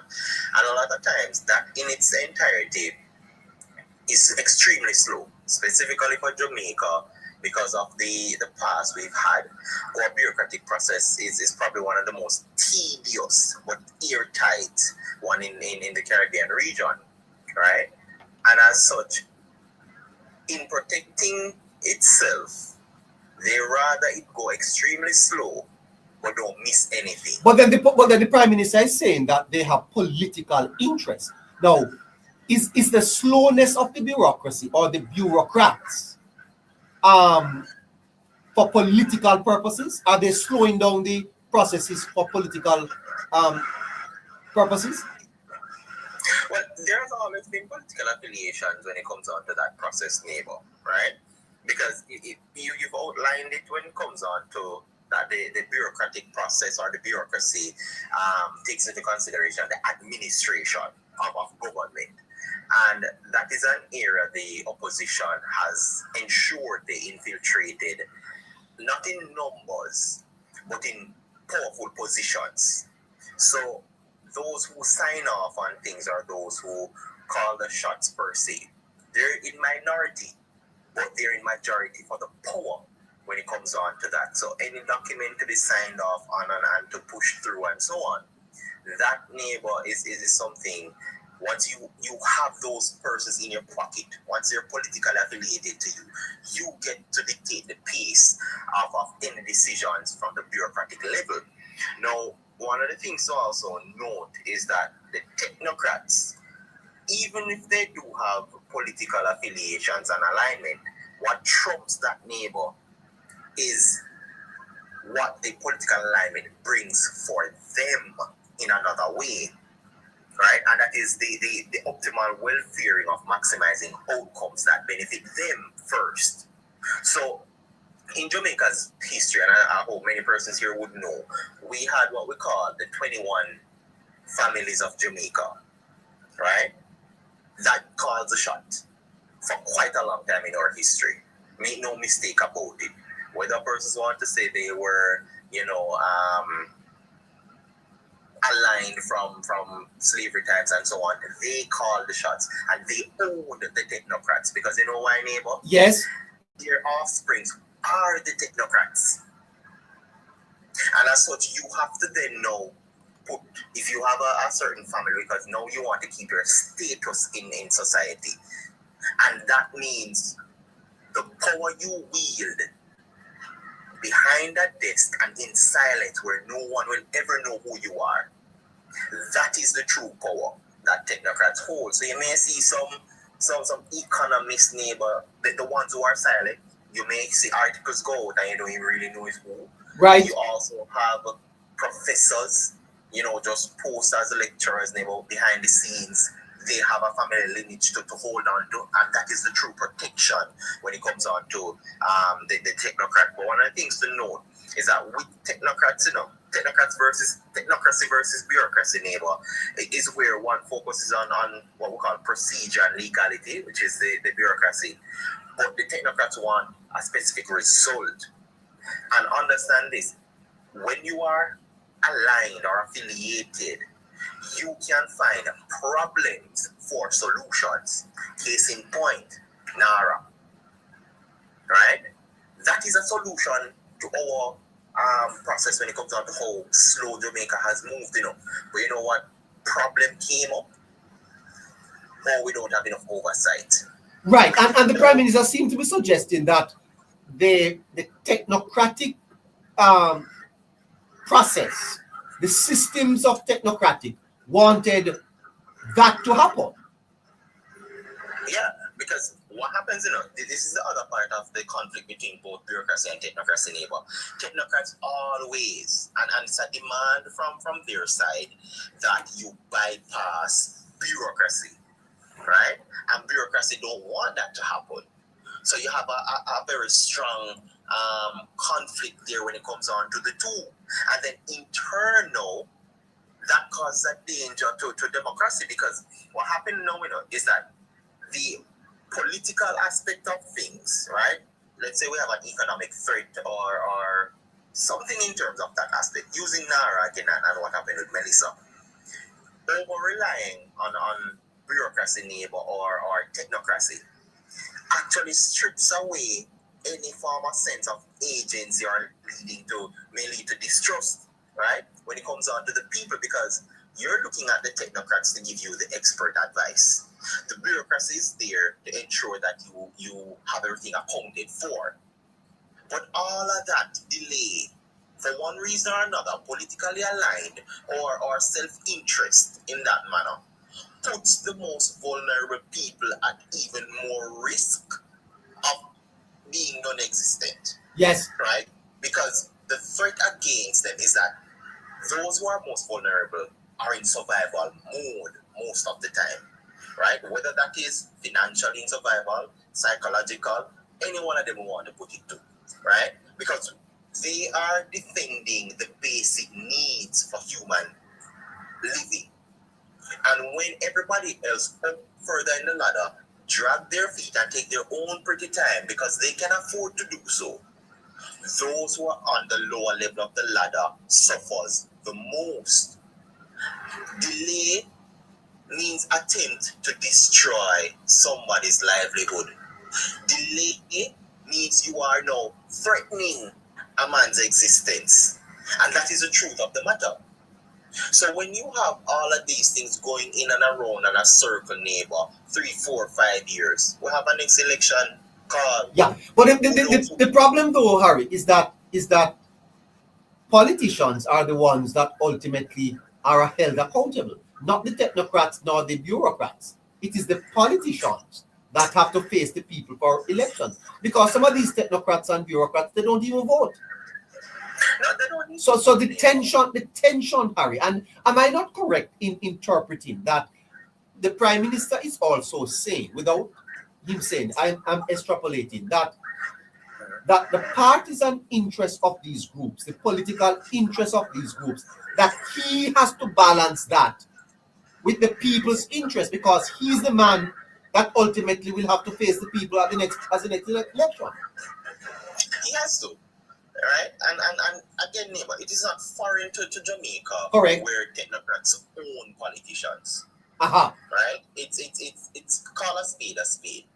We've seen where influence, because one of the things is You see, when a technocratic group neighbor puts a certain politician that really and truly don't deserve to be in a certain area. Right. So for example, you are appointed minister and you don't know the subject area. You have to rely on them. Excessively. Excessively. And whatever they say is law to you, and you know, because you want to hold a little position of power, you know. You have to make sure you spin that to the people, so you are doing two things. You meet the agenda of your owner, and two, you ensure your political survival to stay and hold that minimal power compared to your owner. Yeah. So let the listeners understand, Harry, because it's an important discussion. Technocracy controls politicians, or it can. It can at the highest level in any country. For example, when the Prime Minister said that the leader of the opposition was an advisor to the then Finance Minister, it appears as if Golding and other technocrats were the ones responsible to set up FinSA, not the minister. Not the minister, because what happens in a neighbor, they would give the minister the idea that this is to bail out certain companies and so on. But really and truly, the real agenda is I want one or two of those companies. So and that is where the political interest comes in place, or the private interest. And some of these technocrats, Harry, may have people in business, in commerce, that are talking to them and are telling them what to do and how to represent their interests at the table. And the thing with it in a neighbor, if we examine the leaders of the opposition, right, you will know that Mark Golding is probably the first true technocrat that entered into the political arena directly. And as such, he's coming from knowing now both sides of the coin. And what is going to happen is that nobody can quote unquote fool him.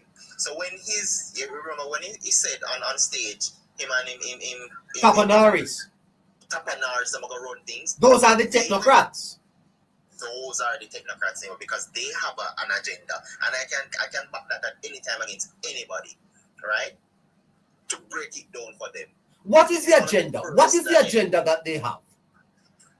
Never remember, when you are out of power and decisions are being made that you aren't in the room, that you aren't calling the shots, you're at a disadvantage. And in order to grasp that and bring it back to you, to your circle, because understand this, there's a lot of PMPs and their circuits and affiliates and those who are hidden locally and in the diaspora, specifically diaspora, right? They are losing out on major financial gains. In essence, by their standard, they're suffering by the hands of the extent in which Jamaica have extended Andrew Holness and the Jamaica Labour Party's contract to leave the country. Oh. Because what happens is that the hanky-panky business now happens again. Everything is being accounted for, barring the fact that a lot of this is moving slow due to our procurement processes and bureaucracy. Which is the bureaucrats. We have to talk about this a little bit more, Harry. It's very interesting, eh? Because understand this in a neighbor, and it is highly tied to crime. So it's a very sensitive topic as well. When you look at how certain people who got opportunities to leave Jamaica, I'm not speaking of those who had to run away because of things like and so on, but some people who really never had anything, but their political alignment strongly put them at an advantage over other persons. They now have grown to a certain level, and as such, for their own survival, because once they're making money, they fund the party, right? And if they're in the position to make the money, it means that the party's lifeline, our financial lifeline, is being threatened. And now you have to wield power, anything and do every and anything possible to try and get back into power to now find that financial gain. That is why the major person like Mark Golding entered the fray. Technocrats do not enter political representation like that, Neighbour. So he probably is a proxy. Neighbour, it is out of desperation. Because I can tell you, if it was up to Mark Golding, he would have sat pretty on boards, pretty as advisors to any People's National Party leader. I can tell you that. Oh my God. And because they realize that, because remember, we spoke about it as well, just never break it down, right? But when you look at it, him stepping up after Peter Phillips left Neighbour was an act of desperation in two ways. One, the party never have access to money. He was the key to the access. And now that, remember, if they had somebody else who he could have stood beside, and that person could have wielded the confidence of the political base for the People's National Party, yes, he would have happily done so.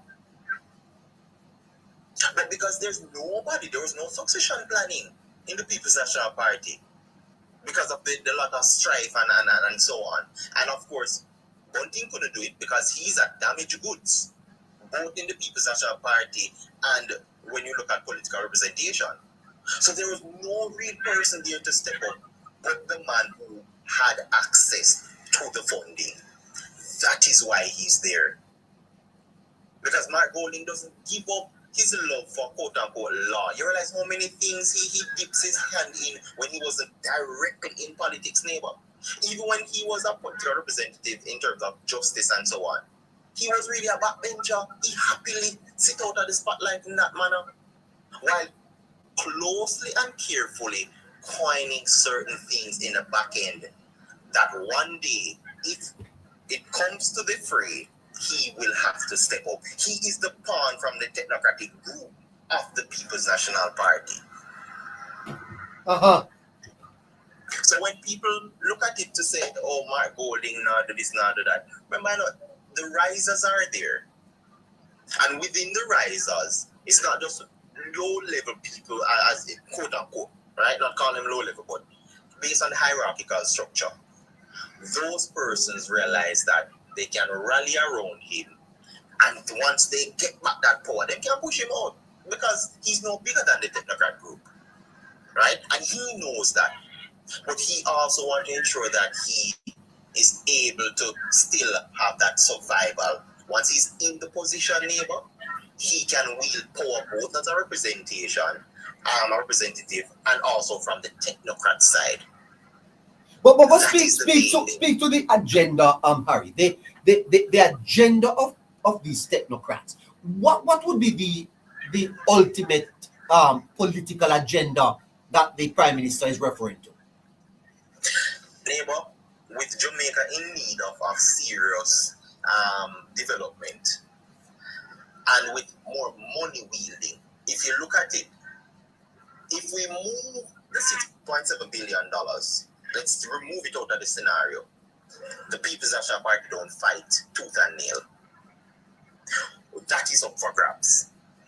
Understand that the technocrats can now wield in terms of move their companies into positions that doesn't seem like it's tied to them. They will also have benefits in other ways. So these are the things that they've been losing ground on. And as such, they have to rally back to the base and fight for it. But they can't do it hiding that well. Because desperate times calls for desperate measures. And as such, you're now seeing one of their very own. They've always been there in a Neighbour. That's why the saying goes, there are persons who owns politicians. And again, it's not unique to Jamaica. Absolutely correct. And Harry, is the struggle wholeness is finding part of the fact that he cannot be controlled, or he refuses to be controlled by this technocratic system? So it's two ways of it, Neighbour. What happens is that Andrew Holness is surrounded by a set of people who also have similar power, right? But they have a different agenda for Jamaica. You are referring to his technocrats? His technocrats who want to see Jamaica advance, neighbor. Yes, they are politically aligned because they are part of they've been advisors to the government currently. They've helped shape in terms of NAR and all of that. So they know the direction they want to go, and they will not let their political affiliations blind them to take advantage of the current situation of both Jamaica and Jamaicans. So put it this way, neighbor. They know that a better Jamaica for everybody also means a better Jamaica for them. Whether that may be as Jamaica get greater investments, they can get some of that. As Jamaica develop infrastructure, they can be a part of that process, right? Through the legal channels. Now, the flip side of it, neighbor, is that the opposition don't like that because they don't do that. They bypass every and anything named bureaucracy. Because remember, you can bypass bureaucracy because you own the persons who sign off on things in the bureaucratic process. The administrations. So you can bypass that. No. Yes, that is why if for example the PNP were in power, this $770 million going back to the ministry would not happen. Neighbor, audit wouldn't have been done on time for that. Because remember, one of the things that slowed it down was that before any money could be moved to any beneficiary, an audit had to be done. That is one of the things that slowed, that not even slowed, it killed the process. And then we had Melissa right after, which then dismantled everything totally, right? Because remember, we've never had real-time audit in Jamaica history, ever, until now. We used to hear audits all 3 years after, when the damage has already been done, when we are hearing scandal after scandal, and we can't get the full report. But it's a different system or different framework that is happening now, and a lot of persons have to adjust to it, Jamaicans included. Because what we see now, and it's a sad day, where a lot of Jamaicans upgrade their technological devices more than how they upgrade their minds, neighbor. And that is causing a problem. Most people run to get the latest iPhone and never think to get one skill. Most people run to get the best Samsung, but never look to say, let me get this information about what is going to affect me. Nobody. And that is the order of the day when we look at it. But to go to the other point for Andrew Holness, neighbor, him coming from where he is, his mind is shaped differently because of his experience, lived experience, and what he wants to see for Jamaica. Then a little sufferer boy from Spanish Town, Rona one part, right? That helps shapes him. And because he also has similar persons around him who shares and values that, neighbor. Because remember, he was also a student of Edward Seaga, who shared a nationalistic view of Jamaica. Jamaica before any political affiliations. That was Seaga. A lot of persons can speak directly to it. Because if he himself, neighbor, as that mentor, did not have that view, when the clean sweep in the election, he could have ensured that there's no opposition, but instead he built out an opposition position. And those followed after him. So it shows where Andrew Holness is coming from. And in this modern day, a lot of the old ways from the technocrats are dying. So they're very, when you look at it, they're very desperate to hold on to it. Because remember, Andrew Holness is the first post-independence leader in a neighbor. Which means everybody before him who is trying to wield power has been from a different era of both politics, of both in terms of the environment, in terms of systematic setups and framework. And he's the first of this era to do it. And as such, a lot of things, a lot of ways how we used to live and things that control how we operate as a nation are now slowly going obsolete in a slow pace, but nonetheless we're going in the right direction for it. So there's a lot of things being entangled there when you look at Andrew Holness. And the major thing behind it, Neighbour, is that he is a global figurehead. Jamaica normally never have that, Neighbour. And as such, he also needs to ensure that he follows it by the book, yes, but he has to do things that keeps him in alignment with both his vision for Jamaica and also the dreams of Jamaicans, because the rest of the world is watching for two reasons: to see how he's able to do it, and the next one is to model it some shape or form. We see it down at Barbados, right? And we're going to see it at greater extent as we go even further. Well, fantastic. Fantastic presentation from Harry there. Scratchy, what's happening, man? Night. Good night, Neighbour. Good night, Harry, everyone on the panel. Caroline, back to the time. How are things over there in Canada? Nice, Neighbour. We have nice weather from the other day, Neighbour. So when we have nice weather, things is nice in Canada. Yeah. Scratchy, this technocrat debate and bureaucratic debate is very interesting, Scratchy, to understand how government works, and the fact that the Prime Minister is basically coming out to say, hey, technocracy and bureaucracy are real, but they have political interest. Now, when you come down a little further, Scratchy, and you move from the technocrats and the bureaucrats, and you get down to the civic society groups, which are receiving funding to be in opposition to the government. So you have technocrats with political interest, bureaucrats with political interest, civic society groups with political interest, and then you come even down further, Scratchy, to bloggers who are propagandists. And when you imagine, Scratchy, that these are backed by donors, some of them in the diaspora, you realize, Scratchy, that the government is really up against it. I just tell you, Neighbour, this government, Neighbour, led by Jamaican owners, Neighbour, it's probably one of the government, Neighbour, that we have seen coming at the most misinformed attack, attack in the form of misinformation, Neighbour.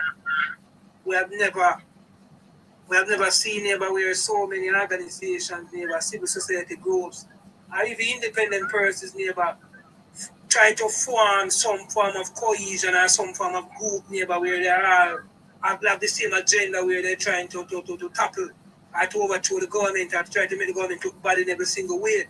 And at the same time, this is a government, Neighbour, that we have never seen. We have never seen no other government done more, Neighbour, in terms of the development and the advancement of Jamaicans more than this government.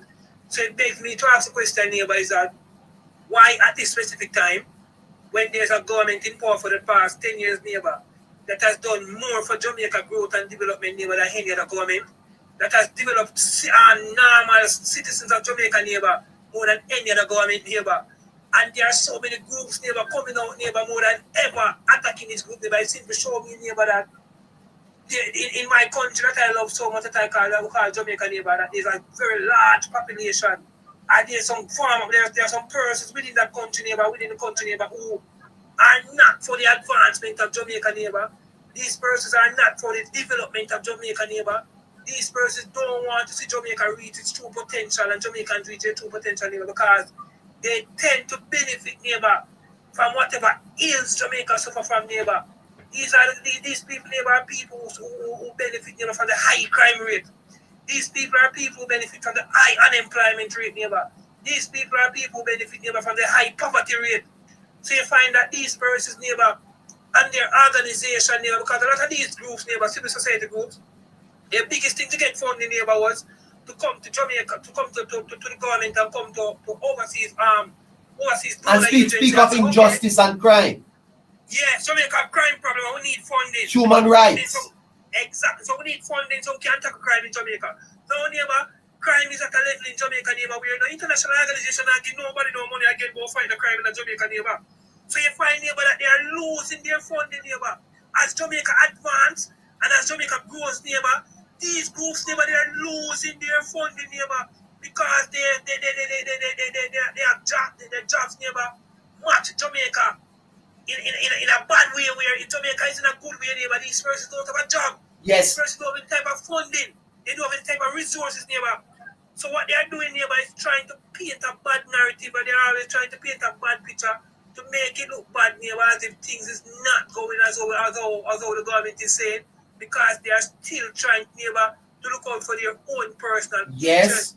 And that is why Jamaica is in this situation. That's why the government is coming under so many attacks, neighbor, because these groups, neighbor, they were formed from in the 90s under the PNP, neighbor, when Jamaica had so many social ills, so many social problems, neighbor.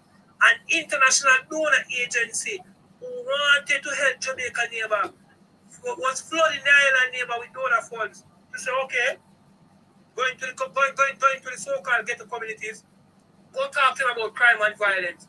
Go talk to them about social, go talk to them about this, go talk to them about that. And Jamaican owners government, neighbor, is fixing all of these social ills, is fixing all of these social problems, neighbor. So no international donor agency not giving these guys no funding no more. So you are saying to me, therefore, Scratchy, that if crime goes up in Jamaica, people benefit from it, man get money from it. Neighbor, if crime is at its all-time high, neighbor, you have organizations, neighbor, you have persons, neighbor, who benefit from it, neighbor. You mean some of these civic groups, it is not in their interest for murders to be done. It is not in these civic groups, neighbor, best interest of murders to be done, neighbor, because they will not have a job. They strike, neighbor, and the anti-progress or the anti-development of Jamaica. That is what these guys were formed for. They were formed, neighbor, when Jamaica was at its worst, when Jamaica was suffering from one of the social ills. That's how they were formed. That's how their mandate was created, neighbor. That's how their vision was created. That's how their mission statement was created. No. The Jamaica Labour Party led by Jamaica Lowell have been in power for 10 years, neighbor. And they are destroying a lot of these civil groups, neighbor, mission statement. They are destroying a lot of their mandate. And they are also destroying a lot of their vision, neighbor. They are becoming... My God. Are you saying to me, sir, that the collapse of Jamaica benefits some of these special interest groups? All of them, neighbor, all of these special interest groups, neighbor, they benefited, neighbor, and the collapse of Jamaica, neighbor. They strived, neighbor, while Jamaica was at its worst. And now Jamaica is advancing, neighbor. They are out of job, neighbor. The collapse of the economy, which has a multiplier effect in that it affects the social fabric of the society to include crime. Civic groups benefit from that. They benefited from it, neighbor. You and I, neighbor, someone who was in this space, neighbor. And we know, neighbor, the work of cash that was out there, neighbor, for crime and violence programs, neighbor. We know the work of cash, neighbor, that was out there for a lot of these things, neighbor, a lot of these civil groups, neighbor. Yes, you could write proposals and get a lot of money. Could write proposals about crime and violence, neighbor, and get millions of dollars, neighbor, to go run NGOs and go the way you want to do, neighbor.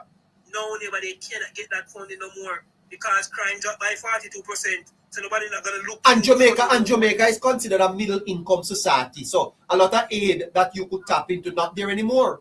A lot of aid, neighbor, that we used to tap into is not there anymore, neighbor. A lot of these groups, neighbor, who used to go to the international donor agency and make it look like Jamaica is the worst. The donor agency is saying that look at the GDP of Jamaica now. Look at the advancement of Jamaica now. I think it's time where you guys can balance on your own, neighbor. So when these civil groups come down, neighbor, they are hurt with the government. They are hurt with Andrew. So then, on the political side, Scratchy, it appears as if the political interest, if you should drill it down, favors the PNP because they are more chaotic. Yes, neighbor. The political interest, neighbor, of civil society groups, neighbor, it favors the PNP, neighbor, and PNP favor them, neighbor, because whenever the People's National Party is in power, neighbor, it is anarchy, neighbor, it is chaos, it is chaos, neighbor, it is lawlessness, neighbor. That is what the People's National Party strive on, and these civil society groups, neighbor, they strive on it as well, neighbor. They get large salaries from it, neighbor. They get large donor funds that they can use to do whatever they want at their own disposal. And the PNP themselves, neighbor, form these groups and form programs, neighbor, to help pump funding to these guys, neighbor, with our hard-earned tax dollars to make it look like these guys are trying to help us when they are not, neighbor. That is why You see, social intervention neighbor always is so rampant whenever PNP is in power. And whenever the Jamaica Labour Party is in power neighbor, the Jamaica Labour Party is a political organization and a government neighbor that tend to say, okay, we understand that social intervention is important neighbor, but social intervention, it can't just be where you jump to social intervention. There's a lot of key things that need to be put in place first, and key things that need to be balanced first before you jump to social intervention. And that is why they always say that Labour right now believe in a social intervention because the Labour right social intervention programs don't work. Neighbor, I was a part of social intervention program. I have been a part of social intervention program for many years now, for about 15 years. And social intervention program neighbor work. But social intervention program don't work whenever PNP is in power neighbor. Because whenever PNP is in power neighbor and these NGOs get their funding neighbor, they're not accountable for the money that they get neighbor. They can spend this money to anything or anywhere how they want. Whenever the Jamaica Labour Party is in power neighbor, every red cent you have to give account for. And they cannot clear that. Case in point, I'm going to call a program name. CSJP neighbor. Citizen Security and Justice Program that was found in 2004. By then, Security Minister Dr. Peter Philip neighbor and the PNP government neighbor. Good idea, good program neighbor, but it lost its way neighbor because it was the program neighbor that was being monitored properly neighbor. It wasn't a program that was being audited properly neighbor. It was just persons neighbor who served interest in the PNP neighbor was given a whack of cash neighbor from our budget neighbor, the consolidated fund, to just go across communities across Jamaica neighbor. This person went into these community neighbor. They didn't care or give one which neighbor if crime wanted to go down or not neighbor. They just wanted to get this large funding because it's large funding.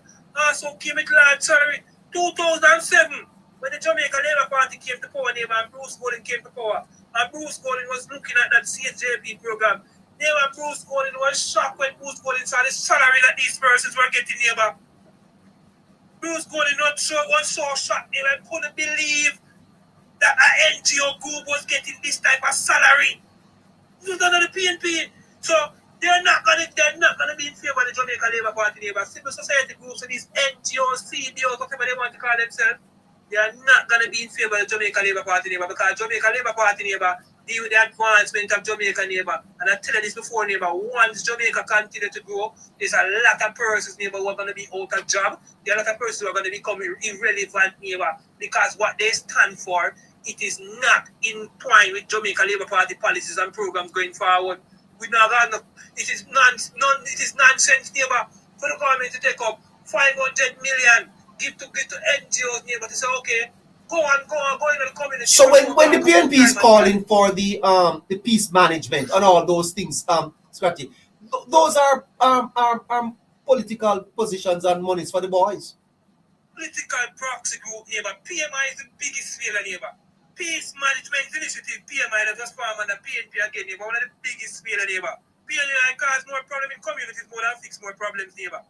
The biggest problem that neighbor. They only seek neighbor to rush the PNP communities. When time there's problem neighbor, they don't rush the Jamaica Labour Party communities and support the Jamaica Labour Party. Neighbor, they do these things neighbor. Imagine neighbor, you as a government and you was gonna prepare $300 million and say, okay, we're gonna give NGO this 300 million because we want NGOs to tackle crime and violence. When you have a police force neighbor with police stations neighbor, no vehicles, not even gas in them car. Police don't have no vehicle neighbor.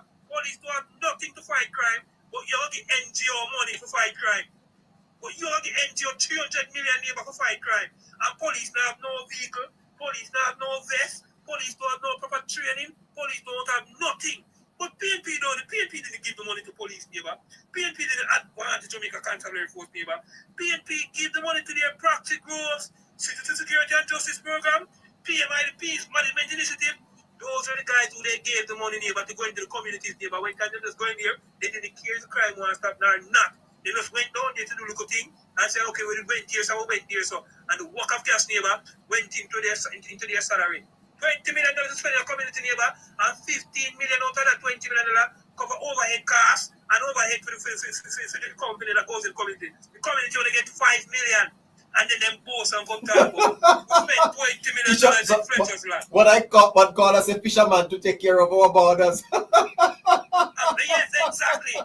want to give fisherman money to take care of our borders. It's a PNP is sick. PNP is sick, neighbor. That is what the PNP do. They took our money, neighbor, and give it to NGOs and give it to civil society groups. Boy, I and tell police them suffer. Police suffer under PNP. Yeah, you are telling me, Scratchy, that it is by design that some of these things happen in our country. It is by design, Scratchy, and there are special interests that are particularly interested in the failure of the state so that they can benefit. You're saying that to me? Yes, neighbor, because neighbor, if you check when they were formed, neighbor, when they were created, neighbor, when time Jamaica was considered as our, there was, you can say, Jamaica was a failed state at the time, neighbor. So neighbor, if you gave me a job because Jamaica was I applied for a job because Jamaica was a failed state and Jamaica was in a bad condition, neighbor. And now Jamaica is in a better condition, neighbor. My job is no longer relevant. I don't have a job no more. So that is what these people are getting to government for. Because the advancement of Jamaica, neighbor, the growth of the economy, neighbor, is putting these people out of a job. It is making these people have to look and say, what are we going to do? Where are we going to get funded from? Because the crime rate dropped by 42%. How can I go to a donor agency and tell him I want money because crime is high in Jamaica? I can't get the money from him. So with the advancement of Jamaica, neighbor, there's a lot of people, neighbor, who's going to suffer, neighbor, because Jamaica is advancing. And it is so sad, neighbor, that these persons, neighbor, they stand with the People's National Party, neighbor. That is why I say the People's National Party, whenever they're in power, neighbor, they run down our education system, neighbor. They run the country at a high level of lawlessness, neighbor, because what they are doing, neighbor, they are creating space, they are creating avenues for one of their proxies or one of their friends or one of their cronies can say, okay, I see a space for this. So I'm going to form an NGO that deals with crime and violence and tackle crime and violence because crime and violence is so high. But there's no NGO in Jamaica who can stop crime and violence, neighbor. There's no NGO in Jamaica who can prevent crime and violence, neighbor.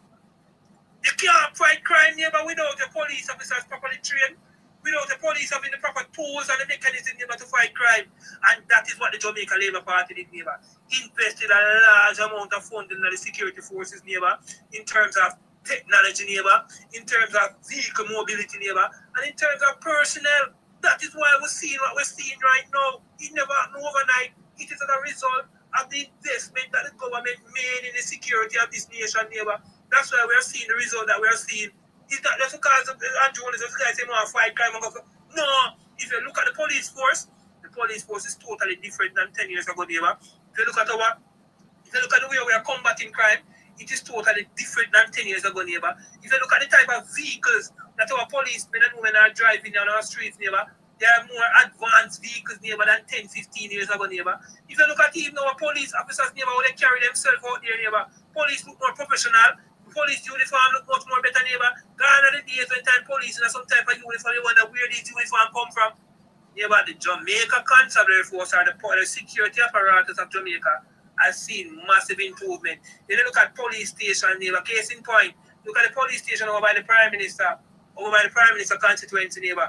If that police station now wasn't painted in the trademark blue and white, neighbor, you could never use a police station. If you were driving from somewhere, say it's a hotel. So these are the type of facilities, neighbor, that we see police have. And that is why we are seeing the improvement in crime and violence, neighbor. If you look at our economy now, our economy has advanced so much, neighbor, where we are not where we used to be. We're still not where we want to be, neighbor, but we are not where we used to be. And once the economy of the country is growing, neighbor, it is automatically going to come down to each and every citizen's, neighbor. Every citizen's life have to better once the economy is in a position where we can aid in people development and aid in our assistance and give us assistance. Look at social programs, neighbor. Gone are the days when our seniors was left by themselves, neighbor. Gone are the days when our seniors, neighbor, who consider us one of our most vulnerable in our society, neighbor. The seniors didn't have anything to rally on, neighbor. The seniors were left. It is this government that created a social pension for seniors who didn't work a day in their life and contribute to any form of pension. Seniors can be a part of part program. So there's a lot of things that this government has done, neighbor, for the advancement and the development of Jamaica, neighbor. And there's a lot of persons, neighbor, who strive, neighbor. The PNP is one of the largest organizations that benefit from the downfall of Jamaica. The PNP and its proxy groups, civil society groups, benefit from Jamaica, neighbor, not being able to assist itself and can carry its own weight. So there's a lot, neighbor. When you look at even our health sector, neighbor, a lot of them are cursing the health sector also, neighbor, because with the advancement neighbor of the country's economy neighbor. If you notice, when you go to the clinics in Jamaica again, you don't get this whack of condom that you used to get. They used to give you 30, 40 pack of condom. You could take any amount of condom you want. They don't do that again, neighbor, because the organization that used to provide the condom neighbor free to Jamaica neighbor, they said to Jamaica that you're in a position now where you can buy these condoms yourself. We cannot continue to give you. We have to move to the next country who want help. So it's a lot, neighbor. Oh, they're not giving away condoms anymore? Yes, neighbor. Condoms are still being distributed in the clinics, but not at the high level, neighbor, that it used to before it was being given to us free. About how much for condoms now? How much for a pack of condoms? You know, I don't know, neighbor. I've been in Jamaica for a while, so I don't know how much for a pack of condom. Plus, you know, I don't. plus, I'm a one burner neighbor, so I don't know about condom now.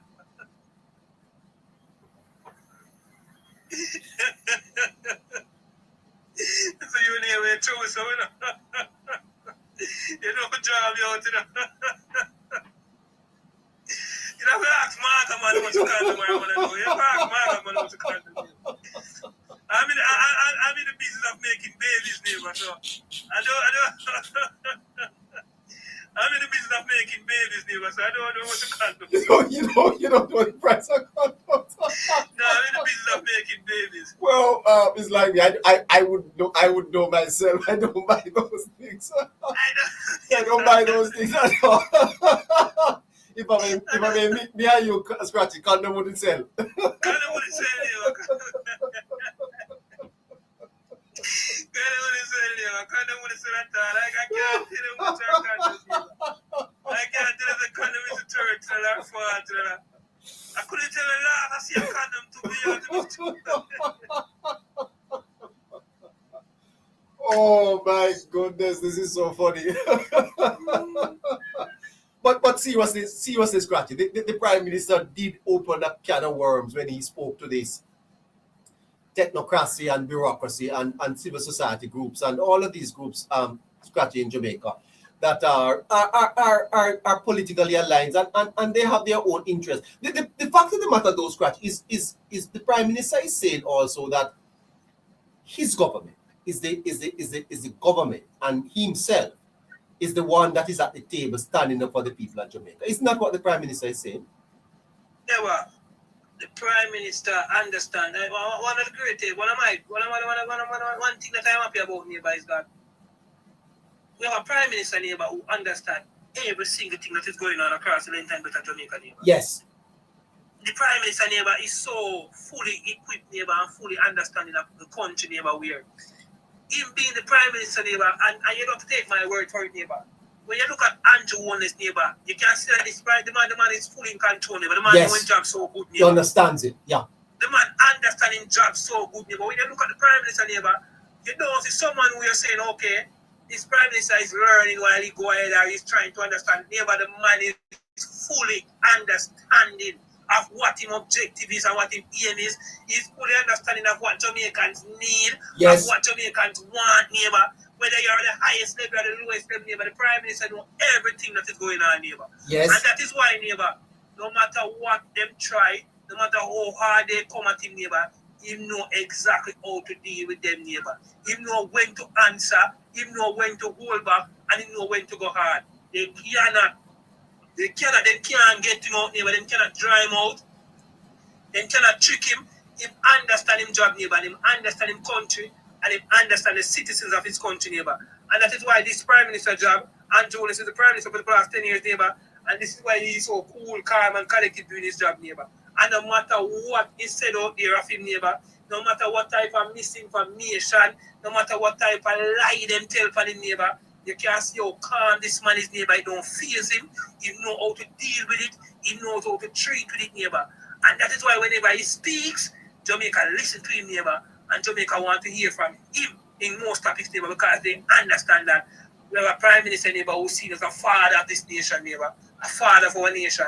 And Jamaica believe in him. And I can tell you this, neighbor, every single PNP where you see out there in the neighbor, It's just because of politics in the neighbor. Uh-huh. They could put the politics aside in the neighbor and come out and come talk the truth, neighbor. They Yeah. know the truth in the Let neighbor. me ask you, let me say something to you, Scratchy. Before I go to, I have two other callers here.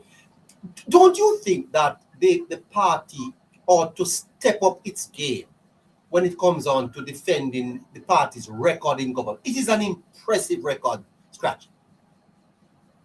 Neighbor, the record of this Jamaica Labour Party for the past 10 years, neighbor. It's impressive. Impressive. None can compare, neighbor. None can compare. I wasn't born in certain time, you know, but I there's history. And I can read back and look back at certain time, neighbor. I can say, neighbor, that what I'm seeing across Jamaica right now, neighbor, when I was a boy in the 90s, neighbor, I never see this. An impressive record. But a record that has not been properly sold to Jamaicans, though, Scratchy. I think much more can be done by bloggers, by Labour Party functionaries to sell this party record. It is a very impressive record. Neighbor, the record is out there, neighbor. But the reason why a lot of persons don't take on to the record, neighbor, and the reason why a lot of the record is not being pushed, neighbor, my grandmother always tell me, say, neighbor, you cannot toot your own horn. You cannot come out and talk about your glory or talk about your praises, neighbor. It's other people have to do that for you, neighbor. And it is so sad, neighbor, that media across the length and breadth of Jamaica, neighbor, they are responsible for this, neighbor. Not to say you're going to promote the government, but you're going to talk about the good, because this is the reality. Yes, it's the truth. Neighbor is not in the business of doing that, neighbor. They are not in the business, neighbor, of pushing certain narrative, pushing certain headlines, neighbor. Why tomorrow Sunday? I can't wake up and see on the Gleaner headline, Jamaica at its best ever. Uh-huh. You're not going to see that. You're not going to see those type of headlines, neighbor. So I can come out here and Jonas can come out here, neighbor, and speak every single day and say this is the best government ever. And we are told to hold on. It's the independent persons out there, neighbor. They have to be the ones, neighbor, who are the so-called independent person. They have to be the ones, neighbor, who's pushing the narrative that Jamaica is at a good point, Jamaica is at a good place right now. It is so sad, neighbor, that the persons who are called journalists in Jamaica, neighbor, they are not doing what they are supposed to do, neighbor, because you're not a labor right if you come out and talk to Jamaica economy is at its best than it has ever been. You're being factual and you're talking the truth. Yes, and say that crime is down. And say that crime and poverty is down. And listen, neighbor, same like how these journalists usually take upon themselves, neighbor, and create special programs for whatever station or network they are part of, neighbor. And they go into these communities, neighbor, and they feed and usually talk about the high crime rate. And they usually publish and produce these things, neighbor, and put it on for special time doing and different series where they highlight, crime is damaging this, crime is damaging that. Why no these same journalists can't create some programs and say, okay, we have a 3-part series that is going to highlight that, the decrease in crime has done for our country. I try to put a money figure on it and say, okay, with a 42% decrease in crime, this is the amount of money that Jamaica has saved. And this is where the money is going. Why the journalists them not doing that type of things like that, neighbor? But that time crime is high. Everybody that has a crime plan. Everybody has pushing narratives of crime high and the government can't this and government can't that. When poverty is high, everybody run with it, neighbor. They showed how underdeveloped Jamaica was. They highlighted these things to the world. Why no, you're not going in one of the communities and going in all of the tenement yard them and show say, look here, every single person attach on one little inside bathroom on them house now. Every single person attach on one little kitchen on them house now. We don't create a series. We go around to the communities and highlight almost sand and gravel and black and cement and people yard gate to show us what is going on. There's a rapid development going on in the country of infrastructure. Neighbor, I don't know why, but the media in Jamaica, neighbor, they are ones who are so strive on the downfall of Jamaica, neighbor. The technocrats and a lot of these people, neighbor, they strive on what is going bad for Jamaica. They don't believe in what is going good for Jamaica. I say it the other day, neighbor, I'm going to say it again, neighbor. In a lot of developed countries, neighbor, no matter how crime high, and no matter how people is being analyzed at a rapid rate, neighbor, the main tabloid for those countries don't print those things on their front page, neighbor. They don't print those things on their front page. They think it's them can't print it. Neighbor, the people are loyalists, neighbor, the people that believe in them country. Yeah. So true. Fantastic. What a great discussion. We have Margaman Morgan. Margaman, before we go to TV, Man Honeybee is also waiting. Margaman. Morgan. No. Margaman. 2. Margaman. Sorry, sir. Yes, sir. Yeah, man. Why, neighbor? I think Harry and what's his name? Scratchy. Killed it. I don't have nothing to say. Well, there's one thing I'd love to say. yeah. Neighbor, let me tell you this. I think this administration has bored even themselves. Yes. And the reason why I say this is that I think about the efficiency not just in the police force, neighbor, but in the tax administration. You remember once when you'd go to tax office and everything is crowded and confused? Yes. Right now, I can walk into a tax office. I'm not kidding. I walk into a tax office on Monday to pay some property tax. And when I walked in, I was first shown an information desk. I tell them what I want to do. They print me a paper, give me a ticket, wait and sit in my seat, and in a space of 3 minutes, I was paying that property tax. What you saying to me? Out the door. Let me say this, neighbor, that the government is so effective and changes. It's not funny. And I think this is what confused the hell out of the People's National Party. They have it so right in so many ways that it confuses them. Uh-huh. I hear Scratchy touch on the CSJP program. Yes. I remember when people aligned to that program were complaining that this government don't believe in social amenities. And it is far from the truth. If you do not try to change a trend in a country where you just spend money to be doing one thing over and over again and having no result, then therefore you're gonna have to assess yourself and say, what are we doing here? Yes. And the People's National Party don't believe in assessing themselves. It's the same old every day. They don't willing to change course, none at all. Yes. And for that, I'm out of words, man. I just have to leave it here. Well, sir, thank you for your patience and thank you for waiting. Bless up, man.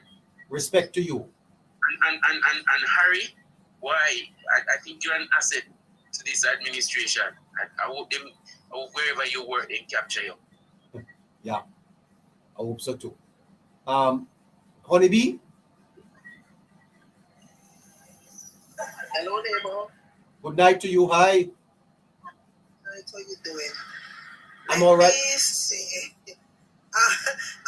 so entertained by what Scratchy and Harry is saying, and it's the complete truth. Uh-huh. And I will add to this. Even in the medical field, you have proxies that try to undermine the stride of the government. Yes. And I will give an example. For instance, people don't know this. I had to tell a neighbor. I said to her, she said, I can't afford to pay for the test. I said, listen. I said, do you have an NHF card? She said, yes. I said, did you know that the NHF give you assistance to pay for certain tests that you have to do once you're a cancer patient? Uh-huh. She said, no. I said, yes, they do. She said, you're sure? I said, yes. So I said to her, you get it in 2 parts. 12,005 and 12,005.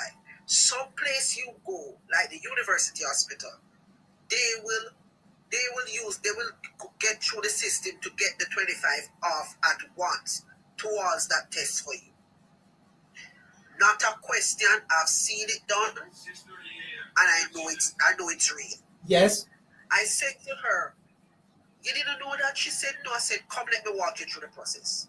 And I went with her, and I get it done for her. She said, "I never know." I said, "Okay." Another thing, when I said to her, "Why do you go to spend all this money that you don't have to get radiation?" She said, "Because." I said, "Did you know that the Kingston Public Hospital have a breast clinic?" She said, "No, sir." I said, "Yes, they do." And I said, "Let me walk you through that process again." And I went with her and I said, "Get a referral. Let me take you through the process." And she's there right now, spending way less than she was spending.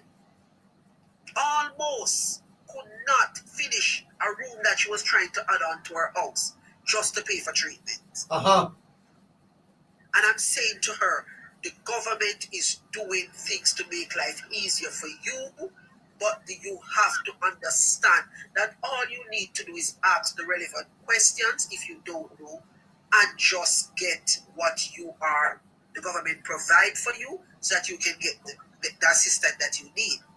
Another thing I said to her, I went and speak to an oncologist, and the first thing I was saying, "But after you reach a certain age, chemotherapy is not recommended." And he was like, No, don't follow the Prime Minister, don't follow Christopher Tufton. Anybody can do chemotherapy. I said, "Oh." I said, "But chemotherapy is a rigorous treatment though. So when you reach a certain age, your body can't tolerate it." And he was there, and he was all about bad-mouthing the government, and they're telling you about this is there and that. And my mother, being the person just said to him, "Doctor, just a minute. I'm not here to hear you bash the government. I'm here to get a second opinion, and if you're not giving it to me, can you please just give me the receipt that I can pay your bill and leave your office? Because when the government fails, people like you benefit, and I'm sure that rubbed him the wrong way." And she said to me, "You know what you do? You take me back to my doctor. I'm not coming back here." And I said, "Okay, ma'am." And it is true what she said, because you could see it in her face that it rubbed a nerve when she said people like you benefit when the government fails. So you don't want the government progress to help people that cannot afford people like you. And she tell him off straight. And we left, and she said, "I'm not going back." And I said, "No problem." And I'm telling you, there are programs in this country that wasn't there 10 years ago, Neighbour. It wasn't there. And people don't take the time out to find out. And you will not see this on the Gleaner. You will not. Because the Gleaner benefits. Remember, Gleaner is one of the Tapanaris. A Tapanaris is the director for Gleaner. So you have to understand, if he don't present false narrative or print things that are not true, his paper won't sell. And somebody that will just barely read the headline and say, "See me tell you, say them a thief. See, the money pocketed." When that's not true. And you know we can't read, I go say, I saw me know say them a thief long time, but poor you don't even know what the paper say. You just have to go off where somebody tell you. So literacy is a real problem here. And they are reading programs, but they are not going to encourage their people to go and get those programs. Art is no offering certificates, high school certificate for you to start if you drop out of high school. If you didn't finish secondary school, there is a program at art for you, but they are not going to encourage the people, because the more literate the people are, they lose their base, and that's going to be a problem for them. So they keep you where you are so that they can get a vote. So they'll still have a space in Parliament, and they still hang over your head at $5,000, but they will not say to you, why don't you go for this program? This program will enhance your life. They will not tell you that, because that's, you are the person that is keeping them where they are, and they can keep the civil society there, because once they are in parliament, they can push against the government to keep their friends in a job. And that's where the problem is. So little by little, they're coming out. They're coming out. It's not going to be overnight. A whole lot of job ahead of us. Thank you so much for tonight, ma'am. Okay, you're welcome. Great. All right, TV man, you're on. Hello? TV man?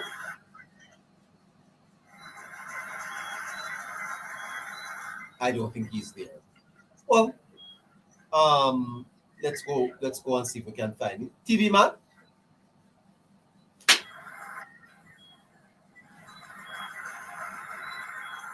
Not here.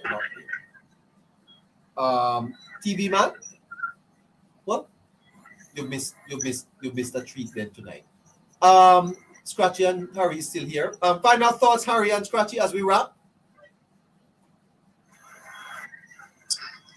Well, neighbor, it's we've had our work cut out for us at the highest level. It doesn't get any easier from here. We have to continue to bring the facts to the people. We have to also ensure that we do it in a manner that they can have conversations after our conversations, right? Because yes, absolutely. The opposition is them are going to turn it up a little bit more. I can't, that's guaranteed. I hear them say there are a few things in life is sure, neighbor, tax and debt. Well, PMP spreading more propaganda is the third one, right? And as such, I have to say to our listeners, the conversation doesn't stop here when we have it every night. Bring it further, specifically those in the diaspora. Spread it. There's approximately 2.8 million of you out there, just as much as those are here. So you can have the same impact or even greater for now and leading into whenever the next election calls, just to ensure that the right decisions are made. And also for the now to hold yourselves accountable, hold others accountable, and hold the same government accountable to get the job done. But we have to ensure that, neighbor, we equip ourselves with the information, the truth, the facts. Because I can tell you, and I've been saying it, neighbor, we are now in a culture where belief is seen more important than the facts. And it is nonsensical, but it is our reality. And that is what we're currently up against. And the People's National Party know very well how to utilize the machinery that they've spent decades, that they've spent billions on.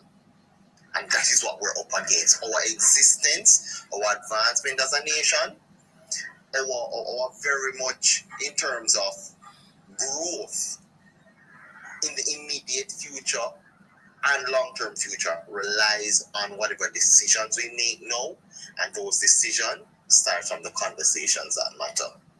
Fantastic. Well, this has been a great week on the Politics Plus network, the Hello Neighbor show, and that's where we're going to leave it tonight. Fantastic. If you are on YouTube, the information to support the platform is on your screen. Please donate to support this platform. We have Cash App and we have Zelle. YouTube, which one are the account? This one? Okay, that one. Okay, YouTube. And then if you're on TikTok, you're right here. Yeah. We'll see you again on the other side of next week.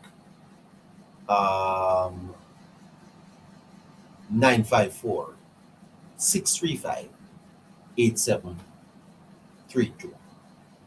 Before you go to your bed, just go over there and donate something for show your appreciation to the work that we do here.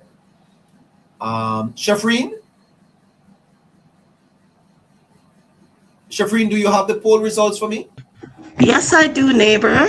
All right, your time. Go ahead with the poll results.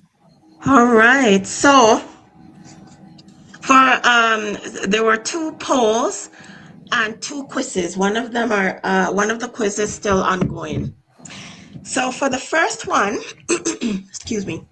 So the first poll was regarding the USS Nimitz. Yes. So why do you think the USS Nimitz is visiting Jamaica? And this is more just to gauge to see where people are at with their understanding of what's happening. 37% reported that they think it is for diplomatic relations. 36% of persons are not sure. Not sure. Yes. 14% reported it's for regional security. And 13% said for military cooperation. Go over those again for me. So the first one, okay, so there were 4 choices. Majority of the persons at 37% reported diplomatic relations. 36% of persons were not sure. 14% reported regional security and 13% military cooperation. Wow. Yes. Well, And I have, sorry? the not sure is very high. I mean, It is very high, wonder, yes. I wonder how comes. Well, that means that I think, the information needs to go out, man.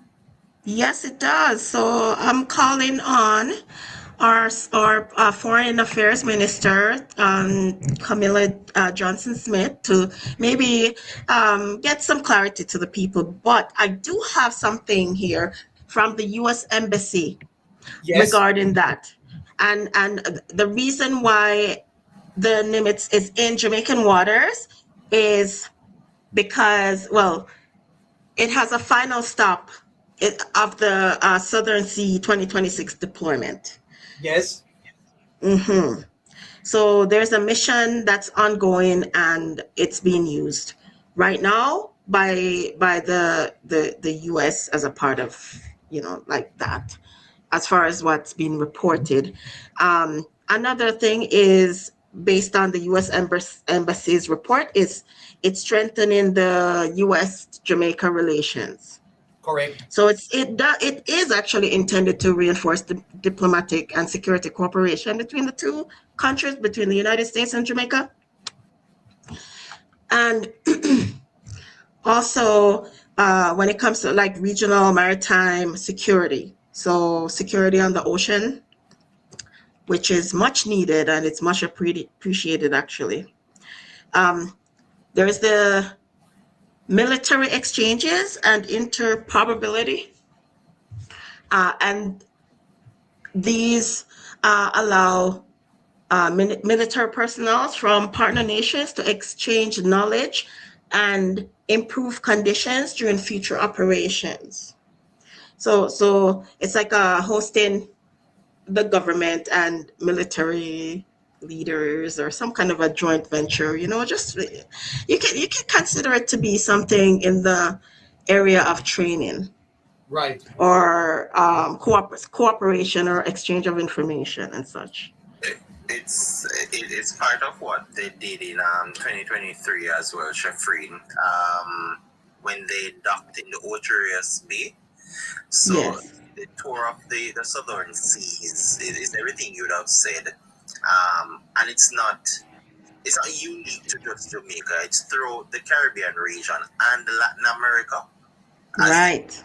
Doing this, Jamaica has had US docking here as far back from my memory as 2012, right? So 2012, 2015, 2016, 2023, 2021. So it's nothing new. But Neighbour, so when you have a political narrative and I know what's happening in the political arena, Neighbour. Especially right? with recent developments in Cuba. Right. So and well, I don't even want to call him name because in no word calling right now. But that individual, and I think everybody will know who it is, have found himself so thirsty for political power, right, to be aligned once and for all, has also took this upon a mantle to say they're looking to, the US Mint is looking to fire on Cuba. Here's the thing about that. It is nonsensical because geographically, it makes no sense. The US Mint can easily just go and dock at Florida Neighbor and look at the coast of Havana. They don't need to bypass all of that and come You need to stop in Jamaica. So as a matter of fact, for the US, for the warship to fire anything, they don't need to stop at all. Neighbor, They don't need to dock. They can stay anywhere in the eastern area and fire. They can stand all the way up in New York and fire if they want to. But that's not the agenda of what is happening here. And this is the thing where I said our work will be cut out for us even more now, Neighbor, because everything they're going to link it to something that fits a political agenda that puts the government on the back foot or attempt to do so. Yes. Through the level of misinformation at the highest level. And this is where journalists have failed Jamaica again. Because they should never ever let this type of information get out there without giving the proper facts. But then again, Neighbor, we only have one or two journalists there that makes any form of sense. Yes. So we have to also ensure that, Neighbor, you know that the press briefings as well, right? Now, not the post-cabinet ones and so on, where journalists used to go and ask questions. You know, about 90-95% of journalists no longer goes there. They don't go back. They don't go there. No, they don't. And that the numbers have been put out, and of course they're going to say it's a Jamaica Labour Party media, which is nationwide. Because I've listened to George Davis how they would have gone about it, where the young journalists, this was like a training ground for them. They used to use these things so people can get experience and so on and ask members of government critical questions. But nobody cares about that anymore. And it shows that the journalists are well, anybody call themselves journalists right now, Neighbor, are bloggers. You put them in that category, you know. Somebody with a title with no real meaning in that arena. And I don't think anybody should call themselves. If you're not embodying the art of journalism, don't call yourself a journalist. Thanks for that intervention, Harry. Anything else, Shafreen? Yes, Neighbor. So I do. Okay, so the next question, the next poll. Should civic society organization publicly disclose all foreign funding sources? The overwhelming majority was yes. 9% said no, 7% not sure, and 1% said only large donations. 87 persons participated in this poll. Wow. Well, those numbers are very good too. Well, that's it for you tonight. Well, there's a couple more. So I did ask a couple of quiz questions just to gauge and see if people knew what the Nimitz was. So the first one is, excuse me, what type of vessel is the USS Nimitz? The answer is aircraft carrier. So that was 63% who got that correct. 21% said destroyer. 10% said submarine. 6% said cruiser. 94 votes. Well, yes, so it's an aircraft carrier, but it could also be called a destroyer, you know. Well, yeah, but yeah. Yeah. And you know, the second quiz to follow that up is, what is the primary purpose of an aircraft carrier? And the answer to that is to launch and support military planes or aircrafts. And most people got that right at 81%. 14% chose transport cargo. 5% chose patrol fisheries. And nobody chose deliver humanitarian aid at 0%. And 21 persons voted in this one. Well, thank you. Keep the quiz coming and keep the poll coming. We appreciate that work that you're doing over there on YouTube. Great work, Shafreen. Have a great night. Thank you, neighbor. Yeah. All right. All right. So that's it for us tonight. I want to thank you so much for staying tuned with us. YouTube, thank you so much for tuning into our program tonight. Have a great night. We'll catch you on the other side of next week. Okay. Thank you so much.